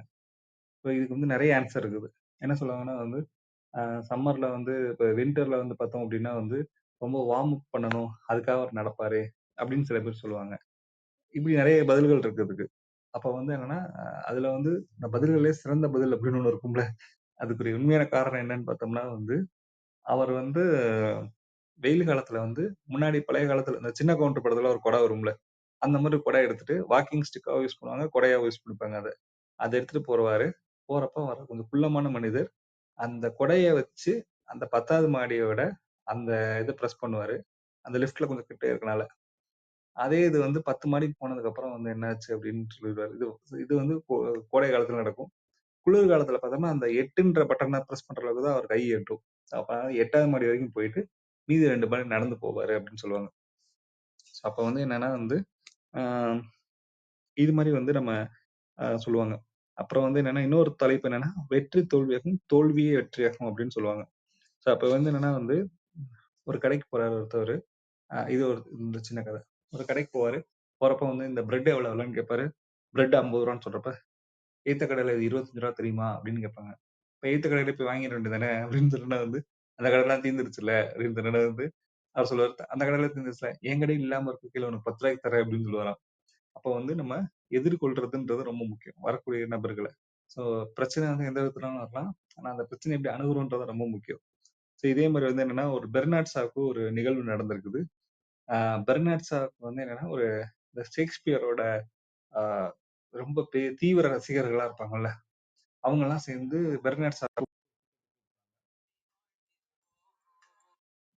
பெர்னார்ட் ஷா ஒரு கூட்டத்த கூப்பிடுவாங்க. அந்த பெர்னார்ட் ஷா வந்து அந்த ஷேக்ஸ்பியரோட ரசிகர்கள் ஒரு கூட்டத்துக்கு போனதுக்கப்புறம் வந்து என்னன்னா, போறப்போ வந்து என்ன ஆச்சுன்னா வந்து, போய் பார்ப்பாரு. போய் பார்க்குறப்ப வந்து அந்த இடத்துல வந்து இவரு வந்து பேசுவாரு. பெர்னார்ட் ஷா போய் பேசுவாரு. அந்த ஃபர்ஸ்ட் அவங்க பேசுறப்ப ஷேக்ஸ்பியர பத்தி ரொம்ப பெருமையா பேசுவாங்களா, இவர் கவனிச்சுட்டே இருப்பாரு. ஒண்ணுமே சொல்ல மாட்டாரு. அவரு பேசக்கூடிய தருணங்கள் வரும்ல. இவர கடைசியா பேச சொல்ல, இவருக்கு அப்புறம் ஒரு சில பேர் வந்து பேசுவாங்கன்ற மாரி இருந்துச்சு. அப்ப வந்து இவர் பேசுறப்போ வந்து நெறைய கருத்துக்கள் சொல்லுவாரு. உடனே வந்து அந்த நபர்கள்லாம், "இல்ல, இல்ல நீங்க சொன்ன கருத்துக்கள் இந்த தப்பு இருக்குது. நீங்க சொன்ன கருத்துல இந்த இது இருக்கு." ரொம்ப விமர்சனம் பண்ணிட்டே இருப்பாங்க. எல்லா விமர்சனமும் பொறுமையா கேட்டுட்டு கடைசியா அவர் எந்திரிச்சு சொல்லுவாரு. "இது சொன்னது எல்லாமே உங்களுடைய ஷேக்ஸ்பியர் தான் சொன்னாரு. அவர் பேசி அவர்ட்ட இருந்து படிச்ச கருத்துக்கள் தான் உங்கள்ட்ட வந்து சொன்னேன்" அப்படின்னு சொல்லிடுவாரு. அப்ப அவர் முன்னாடியே தெரிஞ்சனால வந்து, இந்த நபர்கள் நம்மள கூப்பிட்டு ஒரு அவமானப்படுத்தணும்னு ஒரு நிகழ்வு செய்ய நினைக்கிறாங்க. ஸோ, அப்ப இந்த இடத்துல நம்ம எப்படி நடந்துக்கணும்? அப்படின்றது அந்த இடத்துல ரொம்ப முக்கியமா இருக்கும். ஆ கண்டிப்பாக வந்து அடுத்தது வந்து என்னன்னா வந்து, அடுத்த தலைப்பு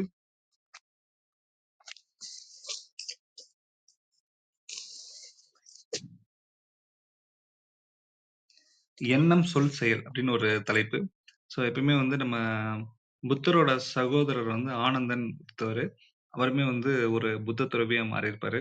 அவர்ட்ட வந்து என்னாச்சு அப்படின்னு கேட்டோம்னா வந்து, ஆம் அவர் வந்து ஒரு ஆசிரமத்தில வந்து நெறைய அ எல்லா வேலைகளும் செஞ்சுட்டு இருப்பாரு. அவர் ஒரு சிறந்த சீடராவும் இருப்பாப்ல. அப்படி இருக்கிற சமயத்தில வந்து என்னன்னா, ஒரு பெண் வந்து அவர் மேல மிகப்பெரிய ஒரு விருப்பம் கொண்டு, நான் கல்யாணம் பண்ணா இவர தான் கல்யாணம் பண்ணுவேன். வேற யாரையும் கல்யாணம் பண்ண மாட்டேன்.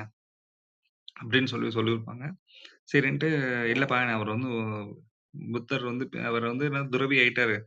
இதுக்கப்புறம் அவரால கல்யாணம் பண்ண முடியுமான்னு தெரியல. அவர் கல்யாணம் பண்ண மாட்டாரு. நீ உன் முடிவ மாத்திக்கோன்னு சொல்றாங்க. அதே மாரி வந்து என்னன்னா, அவங்க அம்மாவும் கூப்பிட்டு பேசுறாங்க. கடைசியா அந்த பொண்ணு எப்படி பார்த்தாலும் இவர தான் கல்யாணம் பண்ணுவேன். வேற யாரையும் நான் கல்யாணம் பண்ணிக்க மாட்டேன் அப்படின்றது ரொம்ப உறுதியா இருந்தாங்க. ரொம்ப உறுதியா இருந்ததுக்கப்புறம் வந்து என்ன ஆச்சு அப்படின்னு கேட்டோம்னா வந்து, அவங்க வந்து என்ன சொல்லுவாங்கன்னா வந்து, "சரி ஓகேவா" அப்படின்னு சொல்லிட்டு, "சரி இந்த இவர கல்யாணம் பண்ணா மொட்டை அடிக்கணும்" அப்படின்னுவாங்க. சரி ஓகே ஒண்ணும் பிரச்சனை இல்ல. அவங்க அம்மா ரொம்ப அழுவாங்க. "எவ்ளோ கஷ்டப்பட்டு முடி வளர்த்த. நீ முடி இருந்தா தான் ரொம்ப அழகா இருப்ப. நீ பாட்டுக்கு இப்படி முடி எடுக்கிறேன்னு சொல்றியே." "இல்ல, இல்ல எனக்கு அவர் வேணும். கண்டிப்பா நான் பண்ணுவேன்" அப்படின்ட்டாங்க. சரி வந்துட்டு, சரின்ட்டு அவங்க உட்காந்து பேசுறாங்க. பேசுறப்ப வந்து என்னன்னா, ஆம் பேசுறப்ப வந்து சரி ஓகே. இந்த ஆனந்த் உனக்கு என்ன பிடிச்சிருக்குன்னு கேட்டானா போதும். அப்ப வந்து என்னன்னா, எனக்கு வந்து அவர வந்து அ அவரோட எல்லாமே பிடிச்சிருக்கு அப்டின்னுவாங்க. எல்லாமே பிடிச்சிருக்குன்னா, இல்ல அவர் ரொம்ப கண்ணு ரொம்ப அழகா இருக்கும் அப்டின்னு சொல்லுவாருங்களா சொன்னேன். ஓ! அப்படியா? கண்ணுல எப்ப பார்த்தாலும் தூசி விழுந்தா கண்ணு ஃபுல்லா தண்ணியாவே இருக்குமே. இதுவா நல்லா பிடிச்சிருக்கு அப்டின்னா வந்து, அவரோட மூக்கோட அமைப்பு ரொம்ப நல்லா இருக்கு அப்டின்னா மூக்குன்றது உனக்கே தெரியும். வர டஸ்ட் எல்லாம் அதுக்குள்ள தான் போய் நிக்க போகுது. ஸோ, அதுக்கப்புறமா வந்து அது எப்பவுமே இத தானே இருக்கும் அப்டின்னா போதும். காது அப்டின்னா காதுல எப்பவுமே அழுக்கு இருக்குமே. வாய் அப்படின்னு சொல்றப்போ வந்து உமிழ்நீர் சுரந்துகிட்டே இருக்குமே அப்படின்னு ஒவ்வொரு நாளும் சொல்றப்போ வந்து இந்த உடம்பு அப்படின்றப்ப இந்த உடம்புன்றது ஒண்ணுமே கிடையாது. எல்லாமே வச்சிருக்க ஒரு சின்ன ஒரு மிஷின் மாதிரி அவ்வளவுதானே அப்படின்றாங்க. கடைசியா இப்படி பேச பேச பேச பேச அந்த பொண்ணுக்கு புரிஞ்சிருச்சு. நம்ம எதனால விரும்பணும் ஒரு ஈர்ப்பு தானே தவிர்த்து அந்த விருப்பம் பெருசா இல்ல. அதனால வந்து இவர் துறவி நம்ம வேணாம்னு அந்த பொண்ணை முடிவு பண்ணிடுவோம்னு சொல்லுவாங்க. ஸோ இது வந்து என்னன்னா இந்த சில பேர் வந்து நினைக்கிறது ஒண்ணா இருக்கும், செய்யறது வேறதா இருக்கும். அதாவது என்னன்னா, சில பேர் நெறைய பேசுவாங்க. ஆனா வந்து செய்றது ரொம்ப ரொம்ப கம்மியா இருக்கும். ஸோ இவங்கள நம்பி எந்த விஷயத்துல இறங்க முடியாதுன்னு சொல்லுவாங்கல்ல. ஸோ அந்த மாரி தான்.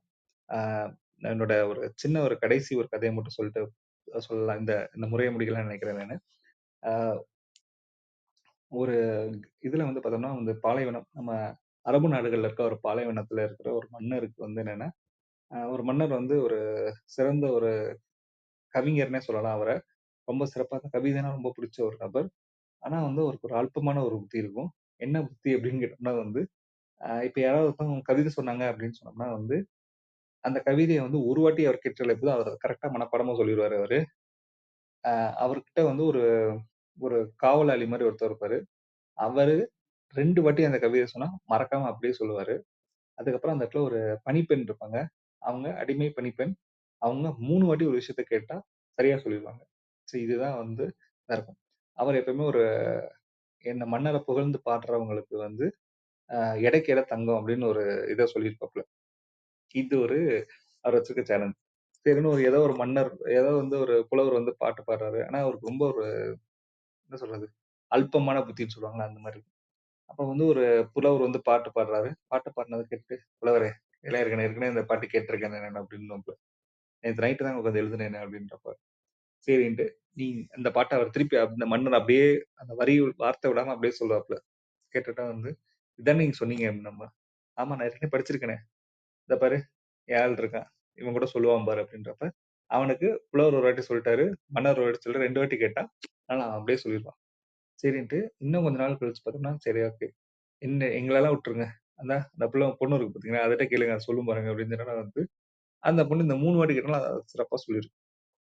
இது வந்து என்னன்னா, இந்த புலவர்கள் எல்லாருமே பைத்தியம் பிடிக்கிற நிலைமைக்கு போயிருவாங்க. என்னடா நான் நைட்டு தான் உட்காந்து எழுதுனேன்னேன்.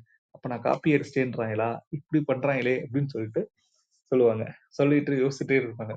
இது எல்லாமே தெரிஞ்ச ஒரு நபர், ரொம்ப வந்து வார்த்தைகள்லாம் ரொம்ப ரொம்ப என்ன சொல்றது? கடுமையான வார்த்தைகள், இல்லன்னா கடுமையான வார்த்தைன்னு சொல்லக்கூடாது.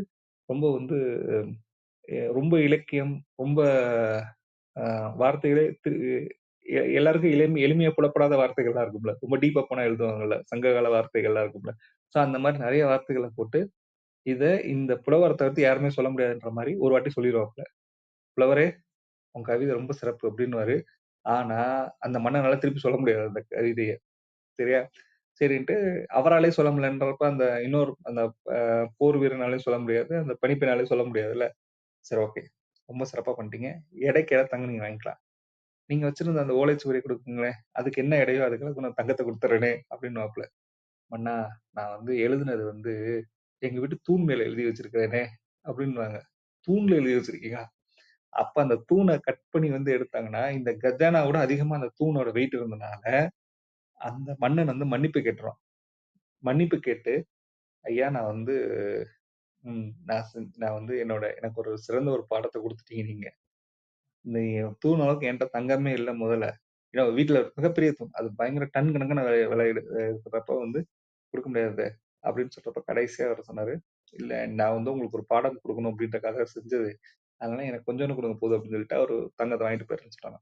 ஸோ அப்ப எப்பயுமே வந்து ஒருத்தவர் தன்னோட புத்திசாலித்தனத்த இன்னொருத்தவங்களோட இதா மாத்தக்கூடாது அப்படின்ற மாரி சொல்லுவாங்க. ஆ எப்பயுமே வந்து பார்த்தோம் அப்படின்னா வந்து, நேத்து கூட நான் சொல்லிட்டு இருக்கப்போ சொன்னேன் நானு. 8 8 4 8 வச்சோம்னா வந்து எவரெஸ்ட் அடைஞ்சிடலாம் அப்படின்னு சொல்றது. எவரெஸ்ட்ன்றது இந்தியாவிலேயே உலகத்திலேயே மிகப்பெரிய சிகரம் அப்படின்றது எவரெஸ்ட். ஸோ நம்ம வாழ்க்கையில எப்பயுமே உயரே, மேலே, உச்சியிலே போயிட்டே இருக்கணும். வழக்கமான சிந்தித்தை விட்டு மாற்று சிந்தித்தவர்கள் மட்டுமே இந்த உலகத்தை ஆண்டவர்கள். மிகப்பெரிய அரசாட்சி அமைத்தவர்களுமே வந்து மாற்று சிந்தித்தவர்கள் தான்.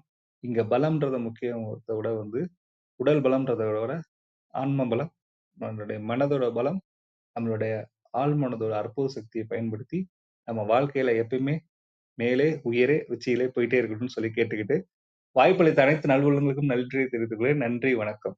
நன்றி. நன்றிங்க விவேக். மிகவும் அற்புதமான சிறப்புரை. நிறைய விளக்கங்களுடன் எளிமைப்படுத்தி அதை வெகு சிறப்பாக இன்றைய அதிகாலை அன்பு பரிசாக வழங்கிய தருணங்களுக்காக சொல்லரங்க சொந்தங்களாகிய அன்பு நண்பர்கள் ஒவ்வொருவருடனும் இணைந்து சரித்திரம் படைப்போம் தளம் தங்களுக்கு மனம் நிறைந்த நன்றிகளையும் வாழ்த்துக்களையும் பாராட்டுகளையும் பகிர்ந்து கொள்வதில் பெரும் மகிழ்வு கொள்கின்றது. அன்பிற்கினிய நண்பர்களே, நாம் அனைவரும் இணைந்திருப்பது சரித்திரம் படைப்போம் தளம். ஒவ்வொரு வாரமும் ஒவ்வொரு தொகுப்பு, ஒவ்வொரு நாளும் ஒவ்வொரு தலைப்பு, வார இறுதியில் சிறப்பு விருந்தினரின் அழைப்பு, ஞாயிறுதோறும் நமக்கான விடுப்பு என்ற அடிப்படையில் நமது தளம் இயங்கி வருகின்றது. அவ்வரிசையில் இந்த வாரம் முழுக்க நாம் அருளுலகம் என்ற ஒரு அற்புதமான தொகுப்பின் கீழ் நமது சிந்தனைகளை செழுமைப்படுத்தி வருகின்றோம். அவ்வரிசையில் இன்று உயரே, மேலே, உச்சியிலே என்ற ஒரு அற்புதமான புத்தகத்தின் இறையன்பு அவர்கள் எழுதிய புத்தகத்தின் சாராம்சத்தினை அன்பு சகோதரர் விவேக் அவர்கள் குளிரிலே இருந்து நமக்கு பரிசளித்துள்ளார். கடுமையான குளிர் நிலவக்கூடிய சூழலில் இருந்து இந்த நிகழ்வை அவர் நமக்காக பரிசளித்துள்ளார் என்பது குறிப்பிடத்தக்க ஒன்று. நாளை நமது தளத்தில் அருளுலகம் தொகுப்பில் மகிழ்ச்சியை தேடி என்ற ஒரு அற்புதமான தலைப்பின் கீழ் அன்பு சகோதரர் ரமேஷ் நாகராஜன் அவர்கள் அற்புதமான சிறப்புரையை நமக்கு அதிகாலை அன்பு பரிசாக வழங்க இருக்கின்றார். ஒவ்வொரு நாள் நிகழ்வுகளிலும் சரித்திரம் படைப்போம் தளத்தோடு இணைந்து பயணிக்கவும், நமது வாழ்வியல் வழித்தடங்களை இன்னும் வசந்தப்படுத்திக் கொள்ளவும் அன்புடன் அழைக்கின்றோம். இப்பொழுது நிகழ்வின் நெறியாளுமையை தொடரவும் முதன்மை கருத்தினை வழங்கிடவும் அன்பு தோழர் கற்பகவள்ளி அவர்களை அன்புடன் அழைக்கின்றோம். நன்றி. நன்றிங்க தோழர். அனைவருக்கும் வணக்கம். விவேக் அவர்களுக்கு நன்றி. மிகவும் அருமையான ஒரு புத்தகம். இறையன்பு அவர்கள் எழுதிய உயரே, மேலே, உச்சியிலே என்ற புத்தகத்திலிருந்து நிறைய கருத்துக்கள் பகிர்ந்துகிட்டாரு. முதல்ல இறையன்பு அவர்களை பற்றி ஒரு சிறு அறிமுகத்தையும் கொடுத்தாரு. அவர் சேலத்தில் பிறந்தவர் அப்படிங்கிறதும், அவரு அந்த IAS தேர்வில் இந்தியாவில் 15வது இடத்தையும் தமிழகத்தில் முதல் இடத்தையும் பிடிச்சிருக்காரு. அதுக்கப்புறம் அவர் மாவட்ட ஆட்சியராக இருக்கும்போது 2 PhDயும் வாங்கியிருக்காரு. இதுவரையும் 106 புத்தகங்கள் எழுதியிருக்காரு. அவர் அந்த ட்ரைனிங் அந்த இதுல இருக்கும்பொழுது, அந்த பதவியில இருக்கும்போது அங்கன்வாடி அந்த பணியாளர்களுக்கான ஒரு ட்ரைனிங் கொடுக்கணும். அப்ப அவங்களை எல்லாம் ஸ்டார் ஹோட்டல்ல கூட்டிட்டு போய் அவங்களுக்கு அந்த ட்ரைனிங் கொடுக்கறாரு. அந்த அளவுக்கு ஒரு அற்புதமான ஒரு மனித நேயம் கொண்டவர். இந்த புத்தகம் மாற்றி யோசித்தல் அப்படிங்கிற ஒரு விஷயத்த பத்தி சொல்லுது. ஒரு பிரச்சனைக்கு நிறைய வழிகள் இருக்கும், பல வழிகள் இருக்கும் அப்படிங்கறதான் முக்கியமா நம்ம இந்த புத்தகத்துல இருந்து யோசிக்க வேண்டியது. யாருமே நம்ம மாற்றத்தை விரும்புவது கிடையாது.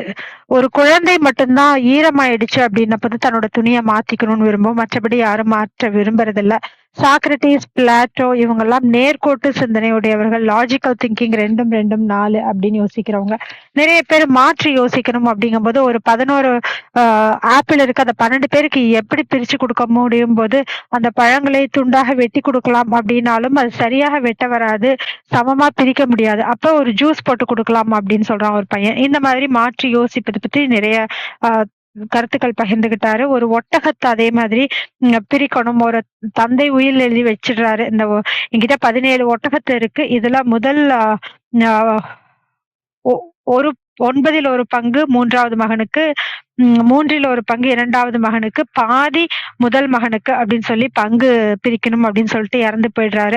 அப்ப இதை எப்படி பிரிக்கிறதுனே தெரியல. எப்படி பிரிச்சாலும் ஒத்து வரல. அப்போ இன்னொருத்தர் வந்து நான் இத சரி பண்றேன் அப்படின்னு சொல்லிட்டு என்கிட்ட ஒரு ஒட்டகம் இருக்குன்னு சொல்லிட்டு மொத்தம் அந்த 17 ஒட்டகத்தை 18ஆ மாத்திடுறாரு. இப்போ நான் பிரிக்கிறேன்னு சொல்லிட்டு இருக்கிறதுல பாதி 9 நீ எடுத்துக்கோ அப்படின்னு சொல்றாரு. அதுக்கப்புறம் அதுல 3ல் ஒரு பங்குங்கும்போது அந்த 6 ஒட்டகமா இருக்குது. 6 ஒட்டகத்தை கொடுத்துறாரு. அப்ப 2ல் ஒரு பங்குன்னு சொல்லிட்டு மீதி ஒரு ஒட்டகத்தை கொடுத்துறாரு. இவரு ஒரு ஒட்டகத்தை எடுத்துட்டு போயிடுறாரு. அத மாரி நம்ம யோசிக்கணும். மாற்றி யோசிக்கும்போது பல பிரச்சனைகள் சால்வ் ஆகும். நம்மளும் வீட்லயும் இத முயற்சி பண்ணி பார்க்கலாம் அப்படிங்கிறதையும் சொன்னாரு. 9 புள்ளிகள் வச்சுட்டு 4 கோடுகளால அந்த 9 புள்ளிகளை இணைக்கணும் அப்படிங்கிறதும் இத மாற்றி யோசித்தா மட்டும் தான் பண்ண முடியும். இத முயற்சி பண்ணி பார்க்கலாம் அப்படிங்கிறதையும் சொன்னாரு. நம்ம எல்லா பிரச்சனைகளுக்குமே நம்ம நேரா பார்ப்போம். மற்றவர்களுக்குன்னா பல விதங்கள்ல நம்ம அதற்கான தீர்வுகள் கொடுப்போம். ஆனா நம்ம பிரச்சனைனா அப்படி பார்க்க மாட்டோம். மற்றவர்களுக்குன்னா கழுகு பார்வையில பார்ப்போம். நம்ம பிரச்சனைகளை அப்படி பார்க்கறது இல்ல. அப்ப இன்னொன்னு, பூனைக்கு யார் மணி கட்டுவது அப்படிங்கிற ஒரு சொற்றொடர் நம்ம கேள்விப்பட்டிருப்போம். அப்போ ஒரு பூனை எல்லா எலியும் புடிச்சிருது. அப்ப எல்லா எலிகளும் சேர்ந்து ஒரு ஆலோசனை பண்ணுது. அந்த பூனைக்கு எப்படி நம்ம பூனை வரும்போது நம்ம எப்படி தப்பிக்கிறது அப்படிங்கும்போது அந்த பூனைக்கு ஒரு மணியை கட்டிடலாம் அப்படின்னு முடிவு பண்றாங்க. அப்ப மணி யாரு கட்டுறதுங்கும்போது அங்க இருக்க ஒரு சின்ன எலி சொல்லுது, நான் கட்டுறேன் அப்படிங்குது. அப்புறம் அடுத்த நாள் பார்த்தாக்க அந்த பூனை கழுத்துல மணி இருக்கு. அப்ப எப்படி கட்டுனாங்க அப்படின்னு சொல்லிட்டு பல்வேறு விதமாக யோசிக்கிறாங்க. ஆனா யாரு பிரச்சனைய தீர்த்தாங்க அப்படிங்கிறது, யார் வேணா பிரச்சனைய தீர்வு கொடுக்கலாம். ஆனா இவங்க தான் மேல் மட்டத்துல இருக்கவங்க மட்டும் தான் தீர்வு கொடுக்கணும் அப்படின்னு நம்ம கிடையாது. இது ஒரு ஜாப்பனீஸ் கான்செப்ட் கூட. ஏன்னா ஒரு முறை வந்து ஒரு தொழிற்சங்கத்துல எல்லாருமே ஒரு பிரச்சனையை, அந்த சோப்பை பேக் பண்ணி அனுப்புற பிரச்சனையை எப்படி தீர்க்கலாம் அப்படின்னு யோசிக்கும் போது அங்க டீ கொடுக்குற வரவரு அந்த சோப் பாக்ஸ் பக்கத்துல ஃபேனை திருப்பி வைக்கிறாங்க. அந்த எம்டி பாக்ஸ் எல்லாம் விழுந்துருது. இவ்வளவு சுலபமான ஒரு தீர்வை கொடுக்கறதுக்கு ஒரு டீ கொடுக்கறவரால முடியும். மேல இருக்கிற மேனேஜரால மட்டும்தான் கொடுக்க முடியும் அப்படின்னு கிடையாது. ஏன்னா ஒரு பிரச்சனைக்கான தீர்வு அப்படின்னு நம்ம பார்த்துட்டு 1 அப்படின்னு போட்டோம்னா 0 0 0 0 அப்படி போட்டுட்டே போனா 8 பக்கம் வரைக்கும் போடலாம். அத்தனை தீர்வுகளால நம்ம மூளையால யோசிக்க முடியும். இன்னொரு சயின்டிஸ்ட் அவர்கிட்ட போயிட்டு ஒருத்தர் கேக்குறாரு, ஒரு பிரமிட் எவ்வளவு நீளம்னு நீங்க அளந்து சொல்லுங்க அப்படின்னு சொல்லிட்டு அவர்கிட்ட கேக்குறாரு. அப்ப எப்படி என்ன பிரமிட அளக்குற அளவுக்கான நம்ம அளவுகோல் நம்ம கிட்ட இருக்காது அப்படிங்கும்போது அவர் சொல்றாரு, பிரமிடோட நிழலை அளந்துட்டு தானும் நின்று தன்னோட நிழலையும் அளக்குறாரு. இது 2யும் வச்சு அந்த பிரமிட் எப்படி அளக்க முடியும், இவ்வளவுதான் இருக்கும் அப்படிங்கிறத சொல்றாரு. நம்ம அறிஞர் அண்ணா அவர்களும் பத்தியும் சொன்னாரு. மரணத்தை வெல்லலாம் அப்படின்னு சொல்லிட்டு அறிஞர் அண்ணா கிட்ட அவரு எப்படியும் இறந்துருவாருன்னு தெரியும். அப்ப அவங்க எதிரில இருக்கவங்க சொல்றாங்க, யுவர் டேஸ் ஆர் கவுண்டட் அப்படின்னு சொல்றாங்க. இது ஆட்சிக்கும் சொல்லலாம், அவரோட வாழ்க்கைக்கும் சொல்லலாம் அப்படின்னு. அப்ப அண்ணா சொல்றாரு, மை ஸ்டெப்ஸ் ஆர் மெஷர்ட் அப்படின்னு சொல்றாரு. கொலம்பஸ் நமக்கு தெரியும், அமெரிக்காவை கண்டுபிடித்தவர் அப்படிங்கும்போது அந்த எல்லாருமே சொல்றாங்க, நீ ஒரு படகு எடுத்துட்டு போன அமெரிக்காவை கண்டுபிடிச்சிட்டீங்க, இதுல என்ன இருக்கு அப்படின்னு சொல்லிட்டு ஒரு சிலர் அவரை ஏளனமா பேசுறாங்க. அப்ப அவர் என்ன பண்றாரு, முட்டைய வைக்கிறார். நேரா வைக்க முடியுமா அப்படிங்கும்போது யாராலையும் வைக்க முடியல. அப்ப ஒரு அவிச்ச முட்டையை எடுத்து உடைச்சிட்டு அப்படி வைக்கும் போது அந்த முட்டை நிக்கிது. அப்ப எல்லாருமே திரும்பவும் வைக்கிறாங்க. அப்ப இவர் என்ன சொல்றாருன்னா, எல்லாராலையும் காப்பி அடிக்க முடியும், ஆனால் கண்டுபிடிப்பது ரொம்ப கஷ்டம் அப்படிங்கறதும். ஒரு முட்டை அவிச்ச முட்டை எப்படி கண்டுபிடிக்கலாம்னா, சுத்தி விட்டா ரொம்ப வேகமா சுத்தும், சீக்கிரம் நிக்கும். ஆனா அவிக்காத முட்டை ஸ்லோவா சுத்தும், லேட்டா நிக்கும் அப்படிங்கிறதும் சொன்னாங்க. நம்ம பலவீனத்தை பலமாக்கு அப்படிங்கிற ஒரு தலைப்பு. அதுல பஸ்மாசுரன் அப்படிங்கிற ஒரு அசுரன் எல்லாருக்குமே தெரியும். சிவன் கிட்ட வரம் வாங்குறான். நாங்க யார் மேல தலை மேல கை வச்சாலும் அவங்க இறந்துடணும்னு. அப்ப சிவன் தலையிலேயே கை வைக்க போறப்பதான் அதுக்கப்புறம் பிரம்மா வந்து ஒரு வேலை செய்யறாரு. செஞ்சு அதன் மூலமாக டான்ஸ் ஆட வச்சு அவன் கையாலேயே அவன் தலையில கைய வைக்கும்போது அவன் தலையை கொண்டு போய் வைக்கும்போது அவன் இறந்து போகிறான். இதே மாதிரி ஆர்.கே. நாராயணன் அவர்கள் எழுதிய ஒரு கதை. அதுல ஒரு இசைக்கலைஞரோட மனைவி இறந்து போயிடுறாங்க. அப்ப அந்த கீழ் உலகத்துல போய் நான் என் மனைவியை கூட்டு வரேன்னு சொல்லிட்டு போறாரு. நான் இசை வாசிச்சா எல்லாருமே மெய் மறந்து என் மனைவிய என் கூட அனுப்பிடுவாங்கன்னு சொல்லி வாசிக்கிறாரு. அப்ப எல்லாருமே சரி உன் மனைவிய கூட்டிட்டு போ, ஆனா நீ போற வழியில திரும்பி பார்க்க கூடாது அப்படிங்கிறாங்க. இவரும் சரின்னு சொல்லி கூட்டு வந்துட்டாரு. ஏன்னா மனைவி மேல அவ்வளவு அன்பு. போற வழியில தடுக்கிற மாதிரி வழுக்கிற மாதிரி இருக்கே அப்படின்னு சொல்லிட்டு நமக்கே எப்படி இருந்தா நம்ம மனைவிக்கு எப்படி இருக்கும்ன்ற ஒரு அக்கறையில திரும்பி பாக்குறாரு. அப்ப அந்த பொண்ணு மறைஞ்சு போயிடுறாங்க. விவேகம் வெற்றியாக்கும் அடுத்த தலைப்புல ஒருத்தர் சொல்றாரு, என் மனைவியை யாரு வரையறாங்களோ அழகா வரையறவங்களுக்கு பரிசு கொடுக்குறேன் அப்படின்னு சொல்றாரு. ஆனால் அந்த பரிசை தேர்ந்தெடுக்கிற அந்த ஒரு விஷயம் நாய்கிட்ட இருக்கு. நாய் யாரு அந்த ஓவியத்தை நான் என் மனைவியனோட ஓவியத்தை வந்து தடவி பார்த்தாலாம் பக்கத்துல வந்தா மட்டும்தான் நானு அந்த பரிசு கொடுப்பேன் அப்படின்னு சொல்றாரு. அப்போ ஒரு கலைஞர் ரொம்ப அழகா அந்த ஓவியர் ரொம்ப அழகா அந்த மனைவியின் ஓவியத்தை வரையறாரு. ரொம்ப சிறப்பா இருக்கு. அந்த மனைவிக்கும் ரொம்ப பிடிச்சிருந்தது. ஆனால் அந்த நாய் பக்கத்துல போகல. அதனால பரிசு கொடுக்கல. இது மாதிரி 2 தடவை நடக்குது. அடுத்த தடவை என்ன பண்றாருன்னா பரிசு கொடுத்துட்றாரு. நாய் பக்கத்துல போது பரிசு கொடுத்துறாரு. அந்த ஓவியரோட மனைவி இது எப்படி சாத்தியம்னு கேட்கும்போது நாய்க்கு வண்ணம் எதுவுமே தெரியாது. அதால உணர மட்டும்தான் முடியும். வாசனையை வச்சுதான் உணர முடியும். அதனால நான் ஒரு எலும்பு துண்டு அங்க வச்சிருந்தேன். அந்த வாசனையை தடவி விட்டு இருந்ததுனால அந்த எலும்புக்காக அந்த நாய் வந்தது அப்படின்னு சொல்லி சொல்றாரு. இந்த மாதிரி நம்ம விவேகத்தோடையும் இருக்கணும். இன்னொரு கதையில ஒரு 10 மாடி இருக்கு. அதுல ஒருவர் எப்பவுமே 8 மாடிக்கு போவாரு. அதுக்கப்புறம் 2 மாடி நடந்து போவாரு. குளிர்காலங்களில 8 மாடிக்கு போவாரு. வெயில் காலங்களில 10 மாடியுமே லிப்ட்ல போயிடுவாரு. இது ஏன் அப்படின்னு சொல்லி கேக்குறாங்க. ஒவ்வொருத்தரும் ஒவ்வொரு பதில் சொல்றாங்க. அப்ப உண்மையான பதில் என்னன்னா வெயில் காலத்துல அவரு குடை கொண்டு வராரு. அந்த குடையோட குச்சியை வச்சு 10வது மாடி வரைக்கும் அந்த லிப்ட் பட்டனை அவர் பிரஸ் பண்ண முடியுது. அதனால அவர் 10 மாடிக்கு போயிடுறாரு. குளிர்காலத்துல கொண்டு வராதனால அவரு நடந்து போறாரு. இந்த மாதிரி நம்ம அந்த சூழ்நிலைக்கு தகுந்த மாதிரி அதுக்கான விடையை நம்ம யோசிக்கணும். அதே போல பெர்னாட் ஷாவை ஒரு முறை ஷேக்ஸ்பியர் ஆட்கள் ரசிகர்கள் கூப்பிடுறாங்க பேச சொல்லி. அவருக்கு தெரியும் தன்னை அவமானப்படுத்துவதற்காக தான் கூப்பிடுறாங்க அப்படின்னு சொல்லிட்டு. அப்ப நிறைய அங்க போயிட்டு நிறைய கோட்ஸ் அதெல்லாமே நிறைய விஷயங்கள் கருத்துக்கள் பகிர்ந்துக்கும் போது எல்லாருமே எதிர்க்கிறாங்க. அப்ப அவர் சொல்றாரு இதையெல்லாம் சொன்னவர் உங்கள் ஷேக்ஸ்பியர் தான் அப்படின்னு சொல்லும் போது அவங்களால எதுவுமே பண்ண முடியல. நம்மளை யார் அவமானப்படுத்துகிறார்களோ அந்த இடத்துல நம்ம எப்படி விவேகத்தோட வெற்றி ஆக்கணும் அப்படிங்கறத நம்ம பெர்னாட் ஷா கிட்ட இருந்து கத்துக்கலாம். எண்ணம் சொல் செயல் அப்படிங்கறது அடுத்த தலைப்பு. அதுல ஆனந்தன் அப்படிங்கிற புத்தரோட சீடரை ஒரு பொண்ணு விரும்புறாங்க. அப்ப அந்த பொண்ணு கிட்ட கேக்குறாங்க எது பிடிச்சிருக்கு, கண்ணுல எப்பவுமே தண்ணி வருமே, வாயில உமிழ்நீர் வருமே, இப்படி ஒவ்வொன்னா சொல்லி அந்த பொண்ணுக்கு அதுக்கப்புறமாக புரியுது நம்ம எதை விரும்புறோம், ஈர்ப்பு வேறு விருப்பம் வேறு அப்படிங்கறத அந்த பொண்ணு புரிஞ்சுக்கிறாங்க. அதே மாதிரி ஒரு அரபு மன்னர் இருக்காரு. அவர் எதை சொன்னாலும் ஒரு முறை சொன்னாலே திரும்ப சொல்லிடுவாரு. அவரோட போர் வீரன் 2 முறை சொன்னா திரும்ப சொல்லுவாரு. பணிப்பெண் 3 முறை சொன்னா திரும்ப சொல்லுவாங்க. அப்போ அவரு ஒரு போட்டி வைக்கிறாரு. நான் யாருமே இது வரைக்கும் சொல்லாத ஒரு கவிதைய சொன்னீங்கன்னா உங்களுக்கு பரிசுன்னு சொல்றாரு. அப்ப அந்த கவிஞர் வந்து பரிசு வாங்க முடியாது. ஏன்னா எந்த கவிதைய சொன்னாலும் மன்னர் அப்படி திருப்பி சொல்லிடுவாரு. இது ஏற்கனவே படிச்சதானேன்னு சொல்லணும்னா போர் வீரன் 2வது தடவை கேட்டா 2வது தடவை சொல்லிடுவான். அதே மாதிரி பணிப்பெண் சொல்லிடுவாங்க. இப்படியே போகுது, யாராலையும் வெல்ல முடியல அப்படிங்கும்போது அப்போ ஒருத்தர் என்ன பண்றாரு, இதெல்லாம் தெரிஞ்சிருது அவருக்கு. அவர் என்ன பண்றாருன்னா வந்து ரொம்ப இலக்கியத்தோட சேர்ந்த ஒரு நடையில எழுதி கவிதையை கொண்டு கொடுக்கும்போது அந்த மன்னரால அதை சொல்ல முடியல. அப்ப சரி நீங்க எழுதின அந்த ஓலை சுவடியை கொடுங்க, நான் அதுக்கு எடைக்கு தங்கம் தரேன் அப்படின்னு சொல்றாரு. அப்ப அவர் சொல்றாரு நான் என்னோட வீட்டுல இருக்க தூண்ல எழுதி வச்சிருக்கேன், அதை பெயர்த்து கொண்டு வந்து கொடுத்தா உங்க கஜானாவே பத்தாது அப்படின்னா மன்னர் தன்னுடைய தவறை உணர்ந்து மன்னிப்பு கேட்கிறார். அப்புறம் அவரு கொஞ்சம் தங்கத்தை வாங்கிட்டு போயிடுறாரு. இந்த மாதிரி ஒரு மாற்றி யோசிக்கும் போது நம் வாழ்க்கையில பல பிரச்சனைகளையும் நம்ம சமாளிக்கலாம். அதே சவால்களை வெற்றியாக மாற்ற முடியும். நான் 8 வைத்தால் நாம் சிகரத்தையும் தொடலாம், மேலே உச்சியிலே நம்ம நிச்சயமாக அடையலாம் அப்படிங்கிறத இந்த புத்தகம் மூலமாக விவேக் அவர்கள் நமக்கு சொல்லியிருக்காரு. மிக்க நன்றி. அருமையான புத்தகத்தையும், சிறப்பான கருத்துக்களையும் பகிர்ந்து கொண்டதற்கு நன்றி. விஜயாம்மா வணக்கம். நீங்க பேசலாம்.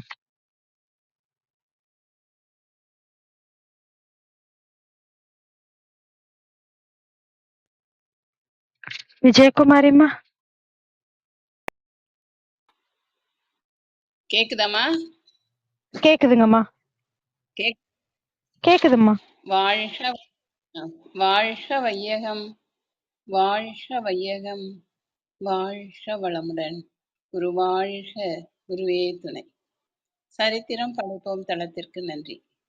அதை எடுத்து தினந்தோறும் சரித்திரம் படைத்துக் கொண்டிருக்கும் கருணை உள்ளம் ஆரோக்கிய பிரிட்டா ஐயா அவர்களுக்கு பல கோடி நன்றிகள். அதில் நடைபெற்று கொண்டிருக்கும் சிந்தனை சிற்பி கற்பகவல்லி அம்மா, கற்பனை களம் ரேவதி அம்மா, சித்திரம் படைக்கும் வேல்ராஜ் ஐயா அனைவருக்கும் என் மனமார்ந்த நன்றிகள். மற்றும் நம் குழுவில் இன்று நமக்கெல்லாம் வந்து அரிய பெரிய கருத்துக்களை கூறி நம்மளை ஆச்சரியத்தில் ஆழ்த்திய விவேக் ஐயா அவர்களுக்கும் பல கோடி நன்றிகள்.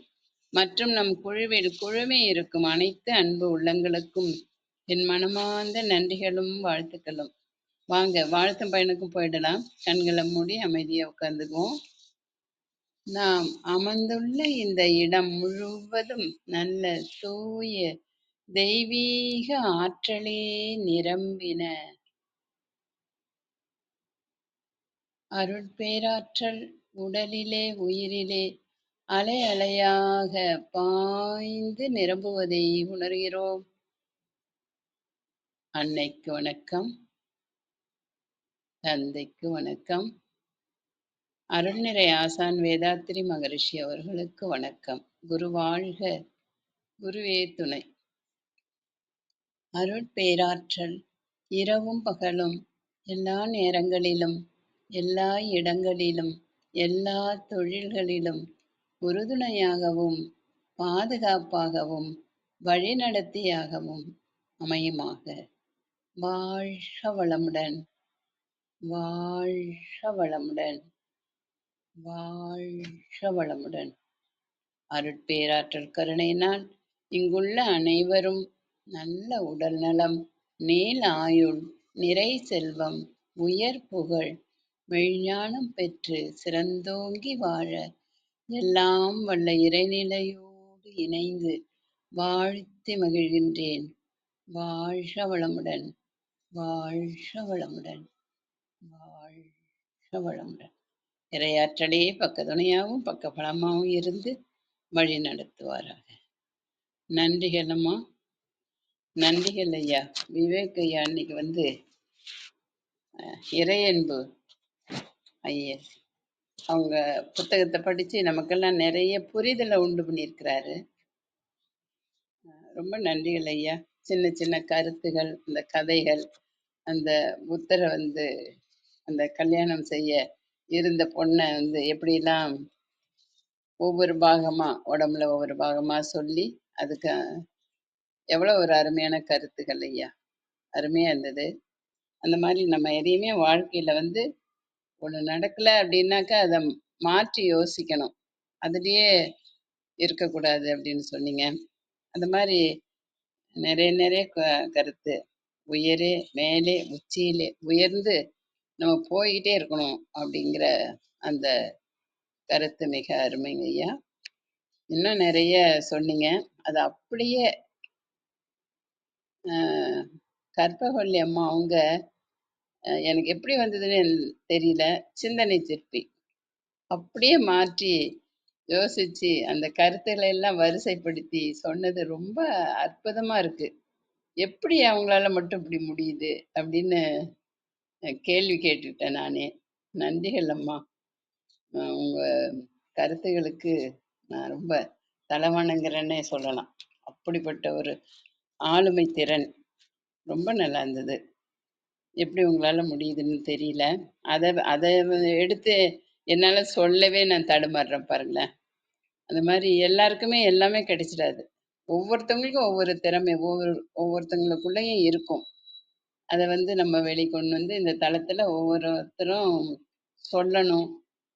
நாங்க கேட்டுக்கிறவங்க வந்து அதை புரிஞ்சு நடந்துக்கணும். இதுதான் நம்ம தளத்தோட இதுவே எண்ணமே. அது இன்னைக்கு ஐயா விவேக் அவங்க வந்து சொன்னது ரொம்ப அருமையான கருத்துகள் ஐயா. நன்றிகள் ஐயா. இந்த மாதிரி கருத்துக்களை இத இறையன்பு புத்தகத்தை படிச்சு இப்ப எல்லாராலையுமே உட்காந்து எல்லா புக்கையும் படிச்சுட்டு உட்காந்துருக்க முடியாது. இப்ப கால ஓட்டம் ரொம்ப வேகமா ஓடிட்டு இருக்கு. அதனால இந்த மாதிரி நீங்க படிச்சு அந்த கருத்துக்களை மட்டும் எடுத்து எங்களுக்கெல்லாம் சொல்றது ரொம்ப அருமைங்க ஐயா. ரொம்ப நன்றிகள் ஐயா. நீங்களும் உங்கள் அன்பு குடும்பமும் உங்கள் இந்த என்ன சொல்றது இந்த எங்களுக்கெல்லாம் விதைக்கிற இந்த விதைகளும் நீங்க நல்ல உடல்நலம், நீலாயுள், நிறை செல்வம், புகழ், ஞானம் பெற்று சிறந்தோங்கி வாழ வேண்டும். வாழ்க வளமுடன், வாழ்க வளமுடன், வாழ்க வளமுடன். நன்றிகள் ஐயா. புக்கை படித்தாலும் அதை இப்படி வரிசைப்படுத்தி முறைப்படுத்தி சொல்ற அந்த தகுதி உங்ககிட்ட நிறைய இருக்குங்க ஐயா. நன்றிகள் ஐயா. வாழ்க வளமுடன் அம்மா. நன்றிங்கம்மா. உங்கள் அன்பான வாழ்த்துக்களுக்கும் கருத்துக்களுக்கும் மிக்க நன்றிங்கம்மா. நித்யாதேவி வணக்கம், நீங்க பேசலாம்.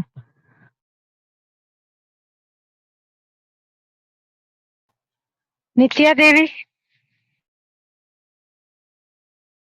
அனைவருக்கும் உற்சாகமான காலை வணக்கம். நல்ல ஒரு புத்தகம். நான் கூட இந்த புத்தகத்தோட தலைப்பை கேட்டுட்டு தேட ஆரம்பிச்சேன். பார்த்தா மேலை உயரை உச்சியில அப்படின்ட்டு இந்திரா சௌந்தரராஜன் புக்கு வேற வருது. அப்ப இறையன்பு அப்படின்றது ஹெட்டிங்ல இல்லையோ அப்படின்ட்டு அதுக்கப்புறமா ஐயா சொல்லும் போது இன்ட்ரோடக்ஷன்லயே அப்பதான் ஆத்தர் இவர் தான். இவர் எழுதிய புத்தகங்கள் வந்து ரொம்ப சிறப்பா இருக்கும். நம்ம தளத்திலே கூட சுஜாதா சஞ்சய்குமார் கூட சிம்மாசனம் அப்படின்ற ஒரு தலைப்புல கூட இது பண்ணுவாரு. நல்ல மோட்டிவேஷனலா இருக்கும். ஐயா பேசினப்ப இந்த ஆப்பிள் ஜூஸ் போட்டு கொடுக்கறது, அந்த பொண்ணு தன்னோட வீட்டுக்காரு உயிரை சாவித்திரி எமன்கிட்ட இருந்து மீட்டு வர்றது, இதெல்லாம் கதைகளா தான் கேட்டோம். அதுக்குள்ள இவ்வளவு மாற்றி யோசிக்கிறது இருக்கா அப்படின்னு சொல்லும் பொழுது மாமனாரையும் விட்டு கொடுக்கல, நாடையும் விட்டு கொடுக்கல, வீட்டுக்காரையும் விட்டு கொடுக்கல, குலவிருத்தி வரணும் அப்படின்னு சொல்ற அந்த விஷயங்களா. பூனைக்கு மணி கட்டுதல் அப்படின்னு சொல்லும் பொழுது எனக்கு கூட அந்த பூனை அப்படியே மணியை பிடிச்சு கவ்விக்கிட்டு அப்படியே பம்மிக்கிட்டே போய் அழகா எல்லா எலியை போட்டு தள்ளும்ல, அது கூட நினைவு வந்துச்சு. ரொம்ப சிறப்பா இருந்துச்சு. அதுக்கப்புறம் நம்ம வந்து கைகளை மடக்காம சாப்பிடணும் அப்படின்னு சொல்லும் போது அது ரொம்ப சிரமமான ஒரு விஷயம். ஒரு குழுவுல ஒரு பார்ட்டியில அப்படின்னு சிந்திக்கிற ஒரு விஷயம். அப்ப நம்ம அடுத்தவங்களுக்கு ஊட்டி விடலாம்ல, கையை நீட்டாம தானே சாப்பிடணும், நம்ம தான் சாப்பிடணும்னு இல்லை, அடுத்தவங்க ஊட்டி விட்டாலும் சாப்பிடலான்ற அந்த ஒரு மாற்றி யோசிக்கிற சிந்தனையும் எனக்கு கிளறி விட்டுச்சு. ஒரு விழாவுல இந்த மாதிரி பெரிய பெரிய கம்பெனில வந்து இந்த திங்கிங் வந்து கிரியேட் பண்ணுவாங்க. அப்ப அவங்க பேரெல்லாம் எழுதி போட்டுட்டு எந்த பேப்பர்ல உங்க பேர் இருக்கு எடுங்க அப்படின்னு சொல்லும் பொழுது எல்லாரும் அவங்க பேரே காணான்னு தூக்கி தூக்கி எறிஞ்சவங்கள மத்தியில நம்ம ஒரு பேரை எடுத்து இந்த பேர் இந்த பாருங்களேன் கற்புகொல்லி உங்க பேர் வந்திருக்கு இந்தாங்க அப்படின்னு அவங்க கையில கொடுக்கும் பொழுது எளிமையா அந்த நிகழ்ச்சி முடிஞ்சது. ஸ்மார்ட் ஒர்க் இல்லாம தான் போட்டித் தேர்வுகள்ல மாணவர்கள் வந்து தோக்குறாங்க. அதை நான் வந்து என்னோட லைஃப்லயே 7 வருஷம் நான் தோல்வி பெறும் பொழுது இந்த மாதிரி மாற்றி யோசிக்கிற சிந்தனைகள் உள்ள புத்தகத்தை அவங்க கையில கொடுக்கணும். சார் எனக்கு தெரிஞ்சு போச்சு நீங்க எப்படி வந்து இவ்வளோ வித்தியாசமா உங்களுடைய பணிகளையும் சரி, உங்களுடைய உறவுகள்லயும் சரி, நீங்க வெளி வட்டாரங்கள்லயும் சரி, உங்க நேரத்தையும் சரி, உங்களுடைய திறமையை வளர்த்துக்கிறீங்கன்னா இந்த மாதிரி புத்தகங்கள் வாசிப்பதன் மூலமாக அப்படின்றத தெரிஞ்சுக்கணும். அது ரொம்ப பிடிச்சிருக்கு. அடுத்து வந்து இந்த ஏணிகள்லாம் வந்து போட்டுட்டு நீங்க இந்த ஏணியில மூலமா இந்த செவத்தை கடக்கணும் அப்படின்னு சொல்லுவாங்க. ஒருத்தன் ஏணியை ஃபுல்லா சும்மா குந்தாங்குற டங்குன்னு போட்டுட்டு கிளம்புவான். ஆனா ஒருத்தன் மட்டும் 2 ஏணிய அழகா அதுல கம்பைன் பண்ணி ஜாயின் பண்ணி அழகா அந்த சுவரை கடந்துருவான். நம்ம 100 தேங்காவை ஒரு மூடையை கட்டிக்கிட்டு 100 பேரு தரன்னு இழுத்துக்கிட்டு கொஞ்சம் நேரம் போனதை காட்டிலும் ஒவ்வொரு கையிலையும் ஒரு தேங்காய் எடுத்துட்டு போறதுதான் சரியான ஸ்மார்ட் ஒர்க்கு. பெர்னாட் ஷா பத்தி ஒரு விஷயம் சொல்றப்ப பெர்னாட் ஷா வந்து ரொம்ப அறிவாளி, அவங்க ஒய்ஃப் ரொம்ப மக்கு அப்படின்ற மாதிரி ஒரு கான்செப்ட் வச்சுக்கிட்டு சொல்லுவாங்க. ஆஹ் அப்ப இந்த அம்மா ரொம்ப அழகு, ஆனா பெர்னாட் ஷா ரொம்ப தோற்றப்படி இல்ல, அப்பியரன்ஸ்ல இல்ல அப்படின்ற மாதிரி கான்செப்ட். அப்ப இந்த அம்மா வந்து அந்த ஐயாட்ட சொல்லும், உங்கள மாதிரி அறிவும் என்னைய மாதிரி அழகும் உள்ள ஒரு குழந்தை பிறக்கணும். இவர் அப்படியே மாத்தி யோசிப்பாரு, ஆத்தடி உன்னைய மாதிரி ஒரு அறிவும் என்னைய மாதிரி ஒரு அழகும் வந்துச்சுன்னா என்ன ஆகும் அப்படின்னு. இந்த மாதிரி சும்மா காமெடியா இருந்தாலும் அதுக்குரிய உள்ளார்ந்த அர்த்தம் பாத்தீங்கன்னா ஸ்மார்ட் ஒர்க் தான். போட்டி தேர்வுகள்ல ரொம்ப சிறப்பா நம்ம செயல்படணும், நல்ல ஒரு நிலைமைக்கு வரணும், இது போன்ற ஒரு திறமையான ஆட்சியர்கள் போல வரணும் அப்படின்னு சொன்னா இந்த மாதிரி புத்தகங்களும் அதை உயர்த்திய அந்த விஷயங்களும் அதை எடுத்து சொல்லக்கூடிய அந்த வன்மை உங்களுக்கு இளமையாவே இருக்கலாம்.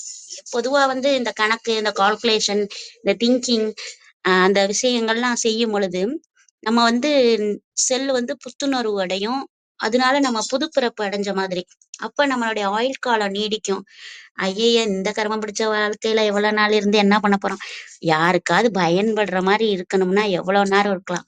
ஏன்னா பனைய வச்சவன் பாத்துடுச்சாவன், தென்னைய வச்சவன் தின்னுட்டுச்சாவேன்னு சொல்லுவாங்க. பனைமரம்லாம் இப்ப நிறைய இல்ல. நொங்கு வேற அடுத்த மாசம் வரணும். ஆனா பார்த்தா எண்ணி பார்த்தா ரொம்ப கம்மியா இருக்கு. ஏன்னா வைக்கிற ஆள்கள் இல்ல. அது உற்பத்தி ஆக மாட்டேது. நிறைய அழியுது. அப்ப அந்த மாற்றி யோசிக்கிறது வந்து இல் மாத்தி யோசிச்சுக்கிட்டு கிடக்காங்க. என்ன, மண்ணா இருக்கிற இடத்த ஃபுல்லா ஃபிளாட்டாவும் நம்ம ஃப்ளவர் ஃபிளாக்கையும் வச்சு அது கால் மண்ணாக கூடாதான், உடம்பு மண்ணாகட்டுமா என்னன்னு தெரியல. இந்த புத்தகம் ரொம்ப பொக்கிஷமான புத்தகமா தான் இருக்குது. இவ்வளோ சிறப்பான தகவல்கள்ல வந்து சிறப்பா ஒவ்வொரு விடயமாகட்டும், இந்த ஒரு பிக்சர் வந்து புள்ளியெல்லாம் ஜாயின் பண்ணணும். இது வந்து நேர வந்து காமிக்கிற மாதிரி இல்ல, இது ஒரு காணொளி நிகழ்ச்சியா இருந்தா நான் காமிச்சிருப்பேன் அப்படின்னு சொன்னது மட்டும்தான் இன்னும் லேக் ஆஃப் நாலேஜா இருக்கு. அது எனக்கு தனியா அனுப்பிவிடுங்க சார். ரொம்ப சிறப்பான தகவல்களை அழகா நிஜமா அவங்க குரல்ல கொஞ்சம் நடுக்கம் இருந்துச்சு. குளிர்ல இருக்கீங்கன்னு நினைக்கிறேன். அவங்க பணியிலையும் இருந்துகிட்டு எப்படி எங்களுடைய அந்த மாற்றி யோசிக்கிற சிந்தனையை கொண்டு போறீங்க. இன்னும் ஒன்றே சொல்லி நிறைவு செய்கிறேன். 2வது ஓடுனவனை நாம மிந்தனோம்னா நமக்கு எத்தனாவது பிரைஸ்? கண்டிப்பா 2வது பிரைஸ் தான். ஏன்னா முதல்ல ஓடுனவனை மிந்தினா மட்டும்தான் நம்ம பிரைஸ். நீங்க எந்த பிரைஸ் வாங்கலாம்னு இருக்கீங்கன்னு நீங்க யோசிங்க. யோசிக்கிறது ரொம்ப ரொம்ப முக்கியம். என்னை நிறைய பேர் சிந்தனை சிற்பின்னு சொல்லுவாங்க.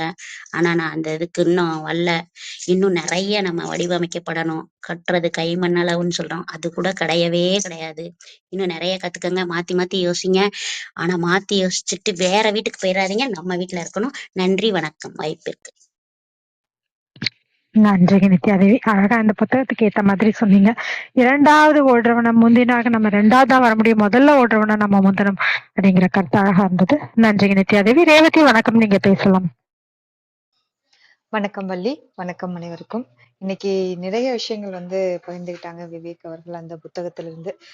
நம்ம எல்லாமே வாழ்க்கையில ஒரு நேரா அந்த கண்ணோட்டத்துல என்ன சொல்றாங்களோ அதே மட்டும்தான் பார்ப்போம். நம்ம சின்ன வயசுல இருந்து கேட்ட கதைகளாகட்டும், ஒரு காக்கா இருக்கு, அப்ப கல்லு வந்திருக்கு, எத்தனை காக்கா இருக்கு, அந்த மாதிரி ஒவ்வொரு கதைகள்லுமே நம்மளுக்கு சொன்ன வரைக்கும் ஆமா இல்ல அப்படிங்கிற மாதிரிதான் நிறைய கதைகள் நம்ம கேட்டிருக்கோம். நிறைய நம்மளுடைய திங்கிங் அப்படிங்கிறது அப்படிதான் இருக்கு. ஆனா ஒவ்வொரு சாதனையாளர்கள் ஆகட்டும், அவங்களுடைய ஒவ்வொரு இதுவும் எப்படி மாத்தி யோசிக்கிறதும், எப்படி சரியா சிந்தனிக்கிறதுங்கிறதுல இறை அன்பு அவர்கள் கதையில இருந்து ஒவ்வொரு இதா சொல்லி தந்த மாதிரிதான் இருந்தது விவேக் அவர்கள். ஏன்னா அந்த பெர்னாட் ஷா, அந்த ஷேக்ஸ்பியர், அந்த இதாகட்டும், இதுல எல்லாமே என்னன்னா நம்ம அந்த சூழ்நிலைய கருதி அங்க என்ன சரியான விஷயங்களை சமயோசித புத்தி அப்படின்னு சொல்லுவாங்க தமிழ்ல. அதுதான் இங்க எல்லாத்துக்குமே ஒரு விடையா இருந்தது. அது நிறைய நம்ம தெனாலிராமன் கதைகள், அந்த மாதிரி நிறைய விஷயங்கள் ஆகட்டும், இது ஒவ்வொன்றுமே நம்ம வாழ்க்கையில இதுல விவேக் அவர்கள் சொன்னதுல இருந்து நிறைய விஷயங்கள் நம்ம எடுத்துக்கொள்ளதான் இருந்தது.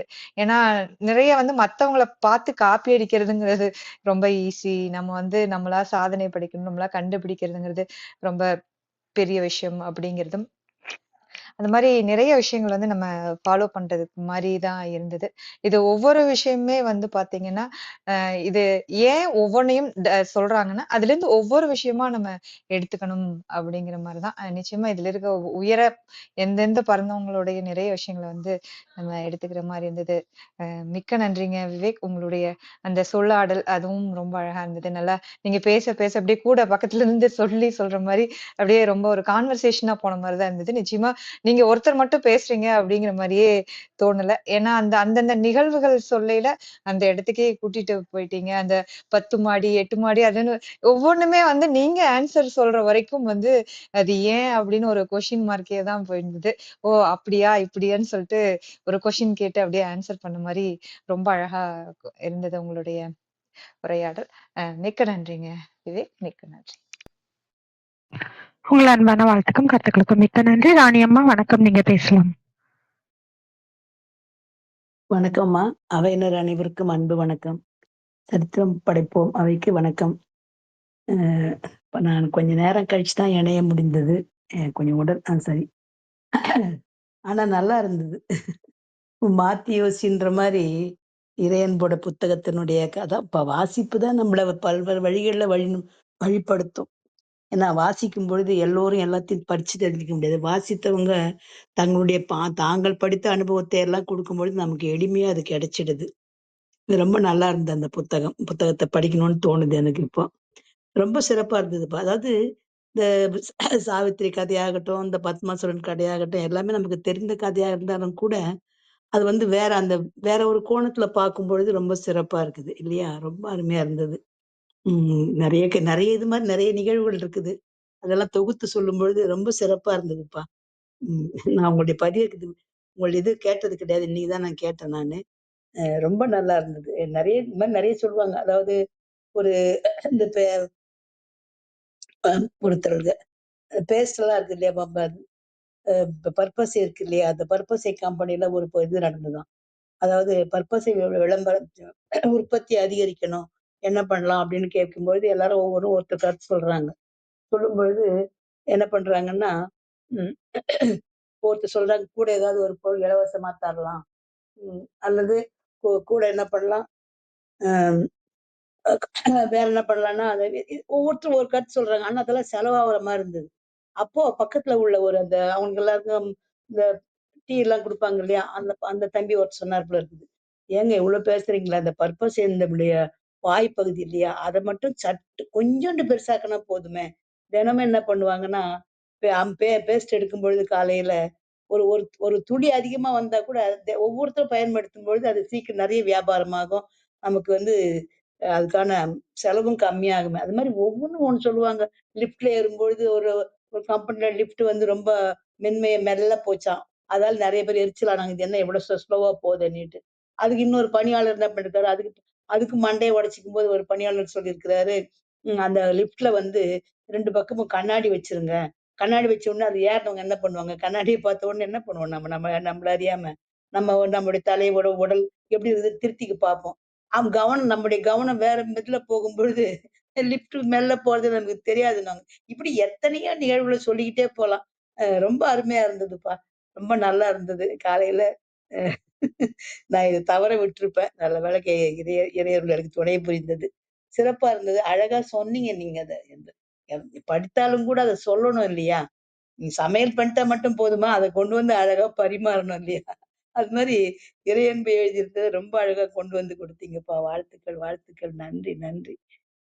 அ இது மாரி நிகழ்வுகள் நெறைய கேட்கும்பொழுது நமக்கும் வந்து ஒரு புதிய உத்வேகம் பிறக்கும். நன்றிப்பா. வாழ்த்துக்கள். நன்றி. அவைக்கும் நன்றி. உங்கள் அன்பான வாழ்த்துக்கும் கருத்துக்களுக்கும் மிக்க நன்றிங்கம்மா. விந்திய கௌரி அம்மா வணக்கம், நீங்க பேசலாம்.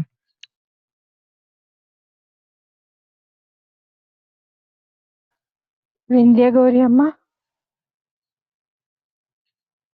ராமச்சந்திரன் ஐயா வணக்கம், நீங்க பேசலாம். ஐயா பேசியது மிகவும் பயனுடையதா இருந்தது. அனைவருக்கும் வணக்கம். விவேக் ஐயா உரை மிகவும் அருமையா இருந்தது. வாழ்வியலுக்கான பல கருத்துக்களை இறையன்பு ஐயா புத்தகத்திலிருந்து நம்மளுக்கு தெளிவா நிதானமா எடுத்துரைத்தார்கள். ஐயா நீங்க எடுத்துரைத்த விதம் அருமையா இருந்தது ஐயா. கேட்கறதுக்கு ரொம்ப இனிமையா இருந்தது ஐயா. ஒவ்வொரு மனிதனும் மேலே மேலே மேலே உயர்ந்து போகணும். அப்துல் கலாம் ஐயா கவிதையும் அதைத்தான் சொல்லுது.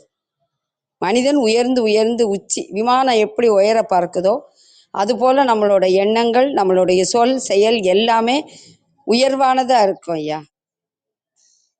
நீங்க நல்ல கருத்துக்களை காலை பொழுதுல எங்க கிட்ட பகிர்ந்துகிட்டதுக்கு நன்றி ஐயா, நன்றி ஐயா. உங்கள் அன்பான வாழ்த்துக்கும் கருத்துக்களுக்கும் நன்றிங்க அம்மா. ராமச்சந்திரன் ஐயா வணக்கம், நீங்க பேசலாம். அம்மா வணக்கம். சரித்திரம் படைப்பும் தளத்தின் அன்பு உறவுகள் அனைவருக்கும் இனிய காலை வணக்கம்.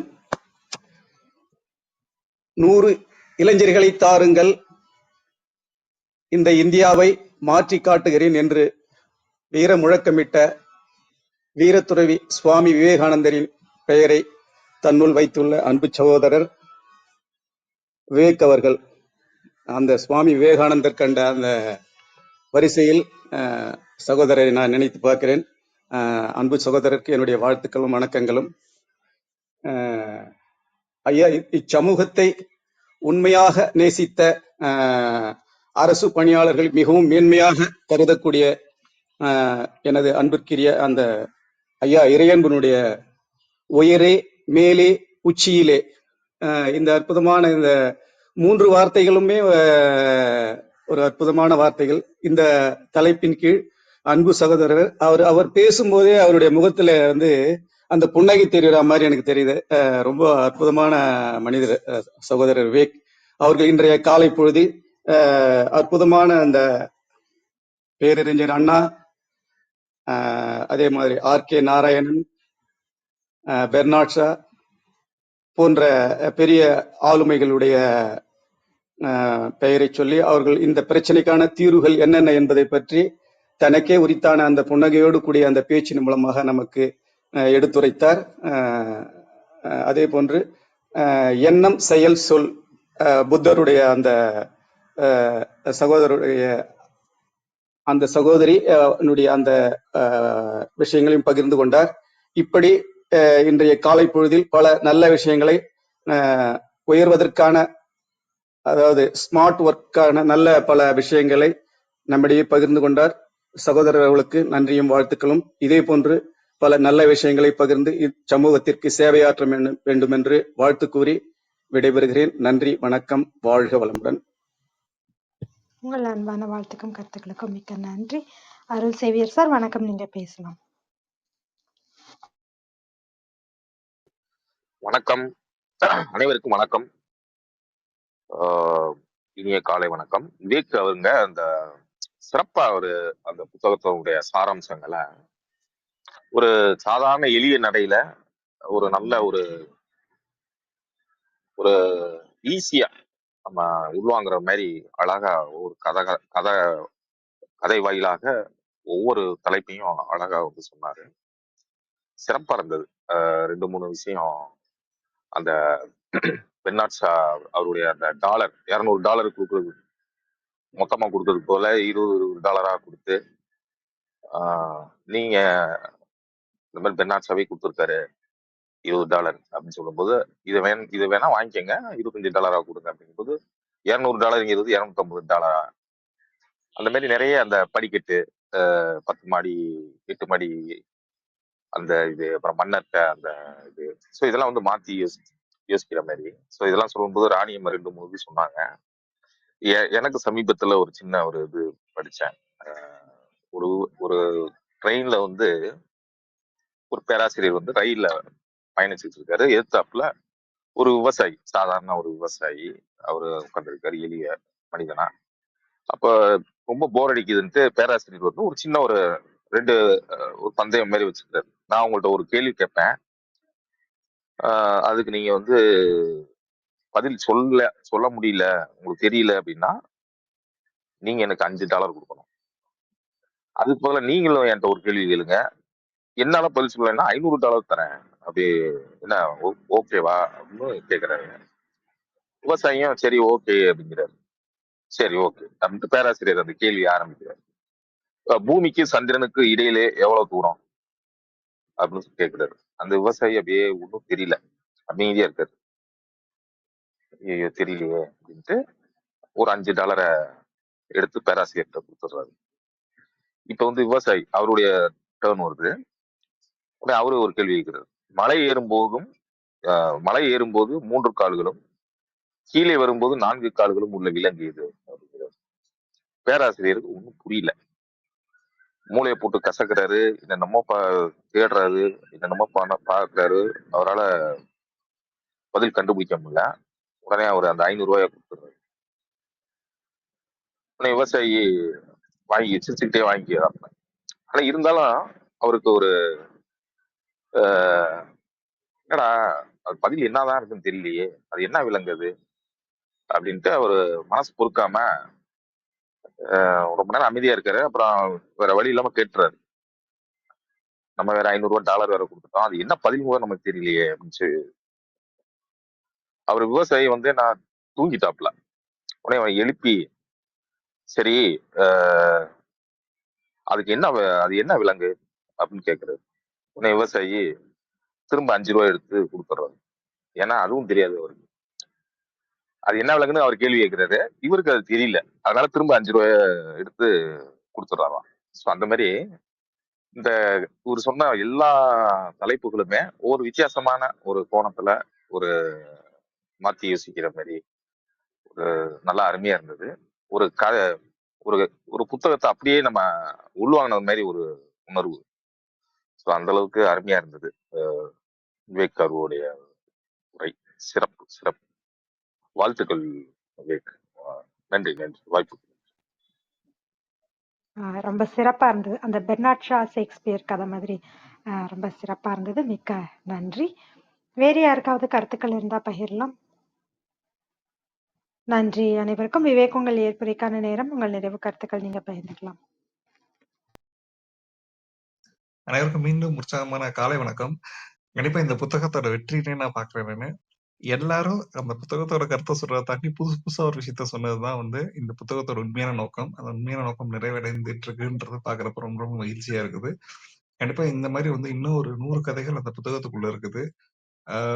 அதுல வந்து சொல்லணும்னா வந்து நான் எடுத்து வச்சதை ஃபுல்லாவே என்னால சொல்ல முடியல. நானே அதுல ஒரு பார்ட் தான் எடுத்திருந்தேன், அதுவே ஃபுல்லா சொல்ல முடியல. பட் ரொம்ப சிறப்பா இருந்தது. எல்லாரும் உள்வாங்கின விதம் ரொம்ப ரொம்ப சிறப்பானது. குறிப்பா வந்து நம்மளுடைய கற்பக தோழருக்கு மிகப்பெரிய நன்றி. ஏன்னா வந்து இவ்ளோ கதை நான் சொல்லி எல்லாத்தையும் கரெக்ட்டா நீங்க அத எடுத்து திருப்பி சொல்றதுன்றது ரொம்ப பெரிய ஒரு சவால். அத ரொம்ப சிறப்பா செஞ்சிருக்கீங்க. கண்டிப்பா ரொம்ப நன்றி. அதுக்கப்புறமா வந்து என்னன்னா, இன்னைக்கு நம்மள வித்யா அம்மாவும் சரி, விஜயா அம்மாவும் சரி, அவங்க வந்து அவங்களுடைய வாழ்த்துக்கள் வந்து எனக்கு ரொம்ப ரொம்ப மகிழ்ச்சிய குடுத்துச்சு. அடுத்து நித்யாதேவி மேடம் வந்து அவங்க வந்து நெறைய கருத்துக்கள், புது புது விஷயங்களையும் அவங்க சொன்னாங்க. ஒரு சின்ன ட்ரெய்னிங் வந்து ஒரு கார்ப்பரேட் நடந்தா எப்படி இருக்குன்றதெல்லாம் சொன்னது ரொம்ப சிறப்பா இருந்தது. ஸோ மாத்தி யோசிக்க வைக்கிறது அப்படின்றதுக்கு நெறைய இது சொன்னாங்க. ரேவதி அம்மாவும் ரொம்ப சிறப்பா வந்து அ எப்படி இந்த எதிர்கொள்றது, அதாவது பிரசன்ஸ் ஆஃப் மைண்ட் அப்படின்றத வந்து எப்படி இருக்கணும்ன்றத சொல்லியிருந்தாங்க. ராணி அம்மா வந்து இன்னும் அடுத்து நானுமே அந்த ஆக்சுவலா இந்த பேஸ்ட்டோட இது வந்து நானுமே கேட்டுருக்கேன் அந்த இத. அத ரொம்ப சிறப்பா சொன்னதா இருக்கட்டும். இந்தியா கௌரி அம்மாவும் ரொம்ப சிறப்பா சொன்னாங்க. ராமச்சந்திரன் ஐயா எனக்கு வந்து தொலைபேசியில ஒரு வாட்டி தொடர்பு கொண்டு பேசினது ரொம்ப மகிழ்ச்சிய குடுத்துச்சு. ஐயாவோட நேத்து அந்த பாட்டுக்கு எனக்கு அந்த ஃபீட்பேக் குடுக்க முடியல. தப்பா நெனச்சுக்காதீங்க. நான் அதனால தான் மெசேஜ் மட்டும் போட முடிஞ்சுச்சு. ரொம்ப நல்லா இருந்தது அது. அவங்களும் சிறப்பான கருத்துக்கள் சொல்றதுக்கு ரொம்ப நன்றி. அடுத்து அருள் சேவியர் சார். அவருமே புதுசா வந்து ஒரு கதை புதுசா எப்படி மாற்றி யோசிக்கிறது அப்படின்னு சொன்னதெல்லாம் வந்து ரொம்ப ரொம்ப சிறப்பு. கண்டிப்பா வந்து நமக்கு ஃபீட்பேக் குடுத்த அன்பு சாரா இருக்கட்டும், மற்ற அனைத்து பங்கேற்பாளர்களுக்கும் மிகப்பெரிய நன்றி. இந்த புத்தகத்துல இன்னும் நெறைய கதைகள் இருக்கும். நம்மள ரொம்ப யோசிக்க வைக்கும். ஸோ எல்லாத்தையுமே அது டச் பண்ணியிருப்பாரு. எப்படின்னா வந்து ஒரு மருத்துவர் வந்து மாற்றி யோசிச்சா எப்படி யோசிக்கலாம் அப்படின்னு சொல்லியிருப்பாங்க. அதே மாரி வந்து ஒரு இலக்கியத்துல மாற்றி யோசிக்கிறது எதுன்னு சொல்லியிருப்பாங்க. ஸோ எல்லாமே வந்து இன்னைக்கு இருக்கிற நம்மளோட நிகழ்கால நிகழ்வுகளோட அத பொருத்தி பார்க்கிறப்போ வந்து நம்ம சிந்தனைய மாத்துறதா வந்து வெற்றிய நோக்கிய படிகள நோக்கி போவோம். வழக்கமா செய்ற விஷயத்த அப்படியே செஞ்சுட்டே இருந்தோம்னா வந்து எந்த மாற்றமும் நடக்காது. அசாதாரணமா ஏதாவது செய்யணும்னா, அசாதாரண முயற்சி செஞ்சா மட்டும் தான் கிடைக்கும். கண்டிப்பா வந்து எல்லாருமே வந்து நம்மளுடைய கம்ஃபோர்ட் ஜோன விட்டு வெளிய வந்து, நம்ம வந்து அடுத்தடுத்த இலக்குகள நோக்கி போறதுக்கு வந்து நெறைய வந்து நமக்கு வந்து சவால்கள எதிர்கொள்ளணும். அதுக்கு வந்து நிறைய ரிஸ்க் எடுக்கணும். ஸோ அதுதான் வந்து சொல்றது. நான் என்னன்னா, நம்ம வடிவேல் பண்ண சொன்னா ரிஸ்க் எடுக்கல ரஸ்க் சாப்பிட்ற மாதிரின்னு சொல்லி நம்ம எடுக்கிறப்போ வந்து வாழ்க்கையில மிகப்பெரிய உயரத்துக்கு போகலாம். அனைவரும் வேறே மேலே உச்சியிலே செல்வோம், இணைந்து செல்வோம் என்று கூறி வாய்ப்பளித்தமைக்கு மிக்க நன்றி. நன்றி. மிக்க நன்றி. இறை அன்போட நிறைய புத்தகங்கள் பார்த்துருக்கோம். அதில் இந்த புத்தகம் உயரே மேலே உச்சியிலே ரொம்ப ரொம்ப சிறப்பாக இருந்தது. எப்படி மாற்றி யோசித்து நம்மளுடைய வாழ்க்கை சவால்களிலிருந்து வெற்றி பெறலாம் அப்படிங்கிறதுக்கான ஒரு அற்புதமான புத்தகத்தின் மதிப்புரை கொடுத்ததற்கு மிக்க நன்றி. பேச்சாளர்களாக கலந்து கொண்டு தங்கள் அன்பையும் வாழ்த்தையும் கருத்துக்களையும் பகிர்ந்து கொண்ட ஒவ்வொருவருக்கும் நன்றி. தொடர்ந்து பொறுமையாக கவனித்துக் கொண்டிருக்கும் அனைத்து கவனிப்பாளர்களுக்கும் நன்றி.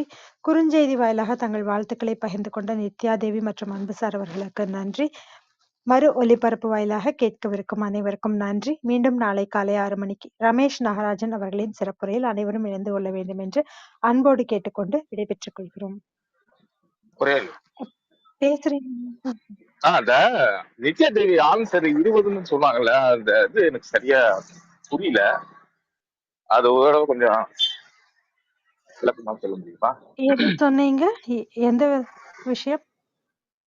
இல்ல நித்யா தேவி ஆன்சர் சொன்னாங்கல்ல 20 ஆன்சர் 10 ஓ அது ஆமா ஆமா ஆக்சுவலா நான் சொல்லிடுறேன். அதை நான் சொல்லிடுறேன். இப்ப 2 பேர்த்திட்டையும் வந்து ஒரே அளவுக்கு மனம் இருக்குது. ஒருத்தவர் வந்து 10 ரூபா இன்னொருத்தர் கொடுக்குறாரு. அப்ப இவங்களுக்கும் அவங்களுக்கும் எவ்வளவு டிஃபரன்ஸ் இருக்குன்னு கேட்டது. இப்ப ஒரு நபர் இருக்காரு. அந்த நபர் இன்னொரு நபர் 2 பேத்துக்கும் ஒரே அளவுக்கு பணம் இருக்கு. அந்த ஏன்ற நபர் பீன்ற நபருக்கு ஒரு 10 ரூபா கொடுக்குறாரு அப்படின்னா இந்த ஏக்கும் பிக்கு என்ன டிஃபரன்ஸ் அப்படின்றத அந்த கொஸ்டின். அதுக்கு பொதுவா எல்லாரும் அதுக்கு ஆன்சர் அதுக்கு ஆன்சர் வந்து 20 ரூபா வரும். ஃபார் எக்ஸாம்பிள் வந்து என்னன்னா ஒருத்தவங்க 2 பேரும் 50 ரூபா வச்சிருக்காங்க அப்படின்னா 10 ரூபா கொடுத்தப்ப என்ன ஆகும்னா இவர்கிட்ட 60 ரூபா வரும். ஆனா கொடுத்தவர்கிட்ட 40 ரூபா தான் இருக்கும். ஆனா பொதுவா 10 ரூபா இன்க்ரீஸ் ஆகுதுன்னு எல்லாம் சொல்லுவாங்களே தவிர்த்து இந்த 20 ரூபான்றது யாரும் சொல்ல மாட்டாங்க. அவங்க சரியா ஆன்சர் பண்ணாங்க.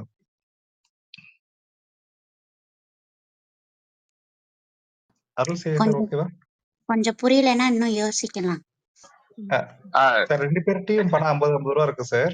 இல்ல அந்த ஏன்ற 50 நபர் ரூபா பீன்ற நபருக்கு ஆமா 60 ரூபா ஒருத்தர் போயிடும், ஒருத்தருக்கு 40 ரூபா போயிடும். அப்ப இந்த டிஃபரன்ஸ் வந்து 20 ரூபான்னு இருக்கும். ஆனா பொதுவா வந்து என்ன சொல்லுவாங்கன்னா 2 பேர்த்திட்ட ஒரே அளவு பணம் இருக்கு. இவருக்கு 10 ரூபா கொடுக்குறாரு. எவ்வளவு டிஃபரன்ஸ்னு கேட்டா எல்லாம் என்ன சொல்லுவாங்கன்னா இந்த பீன்ற நபர் எக்ஸ்ட்ரா 10 ரூபா ஆட் ஆகுது அதான் டிஃபரன்ஸ்னு சொல்லுவாங்க. ஆனா அது ஆன்சர் கிடையாது. ஆக்சுவலி 2 பேருக்குள்ள டிஃபரன்ஸ் 20 ரூபா. Okay okay. நன்றிங்க விவேக். உடனே கேட்டா நம்ம 10 ரூபா அப்படின்னு நம்ம சொல்லிடுவோம். கொஞ்சம் யோசிச்சு இவ்வளவு சுலபமாகவா இருக்கும் அப்படின்னு நம்ம யோசிச்சோம்னா அது 20 ரூபா அப்படிங்கறத யோசிச்சு சொல்லணும். ஐயா நீங்க பேசுறீங்களா? அம்மா வணக்கம். ஒரு சின்ன தகவல். அன்பு சகோதரர் விவேக் அவர்கள் வந்து ஒரு அவருடைய துறையில ரொம்ப மும்முரமா பணியில இருக்கிற ஒரு சகோதரரை நான் அறிகிறேன். தொலைபேசியில தொடர்பு கொண்ட போது உடனே எடுத்து ரெஸ்பான்ஸ் பண்ணி எனக்கு பதில் சொன்னாரு. இந்த ஒரு நல்ல ஒரு அந்த இதுவை நான் வந்து இந்த நேரத்தில் பகிர்ந்துக்கிறேன். சகோதரர் நீங்க அதாவது சொல்றது இல்லாம செயல்பாடுகள்லயும் அதை செஞ்சு காட்டுறீங்க. ரொம்ப மகிழ்ச்சி. நீங்க இன்னும் இது மாதிரி நிறைய விஷயங்கள் இந்த சமூகத்திற்கு செய்து சேவையாற்றணும். மீண்டும் ஒரு முறைகள் வாழ்த்துகிறேன். நன்றி. நன்றி. வணக்கம். இதை நான் இன்னொருக்கா சொல்லலான்னு தான் இருக்கேன். ஏன்னா எனக்கு யாருக்கும் புரியாத மாணவன் போயிடக்கூடாது அப்படின்ற ஒரு விஷயத்துக்காக இன்னைக்கு பிரசண்டர்கிட்ட அனுமதி கேட்டுக்கிறேன். உங்களிடமும் என்னிடமும் சமமான பணம் அந்த அளவு இருக்கிறது. நான் உங்களுக்கு எவ்வளவு கொடுத்தால் என்னை விட உங்களிடம் 10 ரூபாய் அதிகமாக இருக்கும். இதுதான் புதிர். பெரும்பாலானோர் 10 ரூபாய் என்றுதான் சொல்வார்கள். என்னிடமும் உங்களிடமும் 50 ரூபாய் இருப்பதாக நினைத்துக் கொள்ளுங்கள். நான் உங்களுக்கு 10 ரூபாய் தருகிறேன். அருளையா, உங்களிடம் இருக்கும் 50 ரூபாயுடன் என்னுடைய 10 ரூபாய் சேரும் பொழுது 60 ரூபாய் என்பது விடையாக வரும். இப்பொழுது நம் இருவருக்குடைய வித்தியாசம் 20. எனக்கு 40 இருக்கு, உங்களுக்கு 60 இருக்கு. அதனால வித்தியாசம் 20. உங்களிடம் 60 ரூபாய் இருக்கும், என்னிடம் 40 ரூபாய் இருக்கும். இது புரிந்து விட்டது என்று நினைக்கிறேன். இதற்கான வித்தியாசம் 20 ரூபாய். எனவே 10 ரூபாய் தவறான பதில்.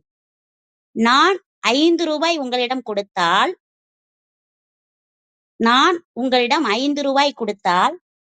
என்னிடம் 45 ரூபாய் இருக்கும். உங்களிடம் 55 ரூபாய் இருக்கும். எனவே 5 ரூபாய் தான் சரியான பதில். இப்படித்தான் அந்த 45க்கும் 55க்கான வித்தியாசம் 10 ரூபாய் என்று வரும். அதனால அந்த முதல்ல சொன்னது இதையும் ஒப்பிட்டு பார்த்து இன்னும் புரியவில்லை என்றால் அலைபேசியில் அழைக்கும். நன்றி, வணக்கம். ஒரு மேத்ஸ் டீச்சருங்கிறத நிரூபிச்சிட்டீங்க போங்க. ஒரு எல்கேஜி பையனுக்கு சொல்லி தர மாதிரி சூப்பரா இருந்தது.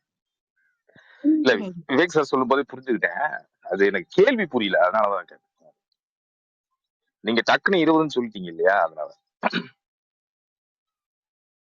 வளர்க்கப்பட்ட மூளை அதனால சொல்லிடுச்சு. 10 ரூபாய் அப்படிங்கிறது ஒரு தவறான பதில், 20 ரூபாய் சரியான பதில். அந்த 10 ரூபாய் எப்ப சரியான பதில் ஆகும் அப்படிங்கிற சூழ்நிலையும் அழகா நித்யாதேவி அவங்க சொல்லிட்டாங்க. ரொம்ப சிறப்பா இருந்ததுங்க நித்யாதேவி. நீங்க சொன்ன மாதிரி கணக்கு டீச்சர் அப்படிங்கறத நிரூபிச்சிட்டீங்க. சிறப்பு. வேற யாருக்காவது தேகம் முழுதும் சந்தேகம்தான், தேகம் முழுதும் சந்தேகம்தான். ஆனா இந்த தேகம் சந்தேகமா போயிடக்கூடாதுன்ற ஒரு உத்வேகம்தான். அந்த விவேகமும் அப்படிதான் நினைக்கிறாங்க. தேகம், சந்தேகம், உத்வேகம். சிறப்பு. விவேகம். ஆமா, விவேகம். விவேகத்தை கேட்டீங்களாமா? அவர்தாமா பிரசண்டரு. இல்ல தேகம், சந்தேகம், உத்வேகம். ஓகே, இது அப்படியே வரிசையா வந்த மாதிரி இருந்துச்சு. விவேகம் கொஞ்சம் தனியா இருந்த மாதிரி இருந்துச்சு. அதான் விட்டுதாமா வேகமா வந்துச்சு. வெகு சிறப்பு கொஞ்சம் நித்யாதேவி. விவேகம் கம்மியாயிடுச்சு, வேற ஒண்ணும் இல்ல. ஒருத்தருங்க வெகு சிறப்பு. சொல்லுங்கம்மா. பிரசன்ஸ் ஆஃப் மைண்ட் தான் முக்கியம் இல்லையா? அந்த நேரத்துல சொல்லணும், அப்படியே டக்குன்னு சொல்லணும், அதுதான் சிறப்பு. நானுமே படிச்ச கேள்வி வரும்னு நான் என்னைக்குமே கடவுள்கிட்ட கேட்க மாட்டேன். பிரசன்ஸ் ஆஃப் மைண்ட் கூட என்ன எழுதணுமோ, எப்படி எழுதணுமோ, எதை எழுதணுமோ, எங்க எப்படி எழுதணுமோ அதை மட்டும் நான் செய்யறேன்னு சொல்லுவேன்.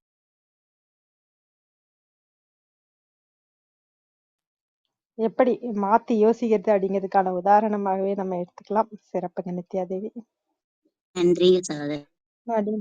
நன்றி. அப்படியே நிகழ்ச்சியை நிறைவு பண்ணிக்கலாம்னு நினைக்கிறேன்.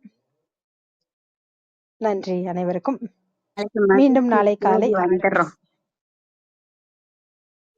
நீங்க பேசுனது கேட்கல, இன்னொரு வாட்டி சொல்லுங்க. நாளை மகிழ்ச்சியை தேடி ஓடி வந்து விடுவோம்.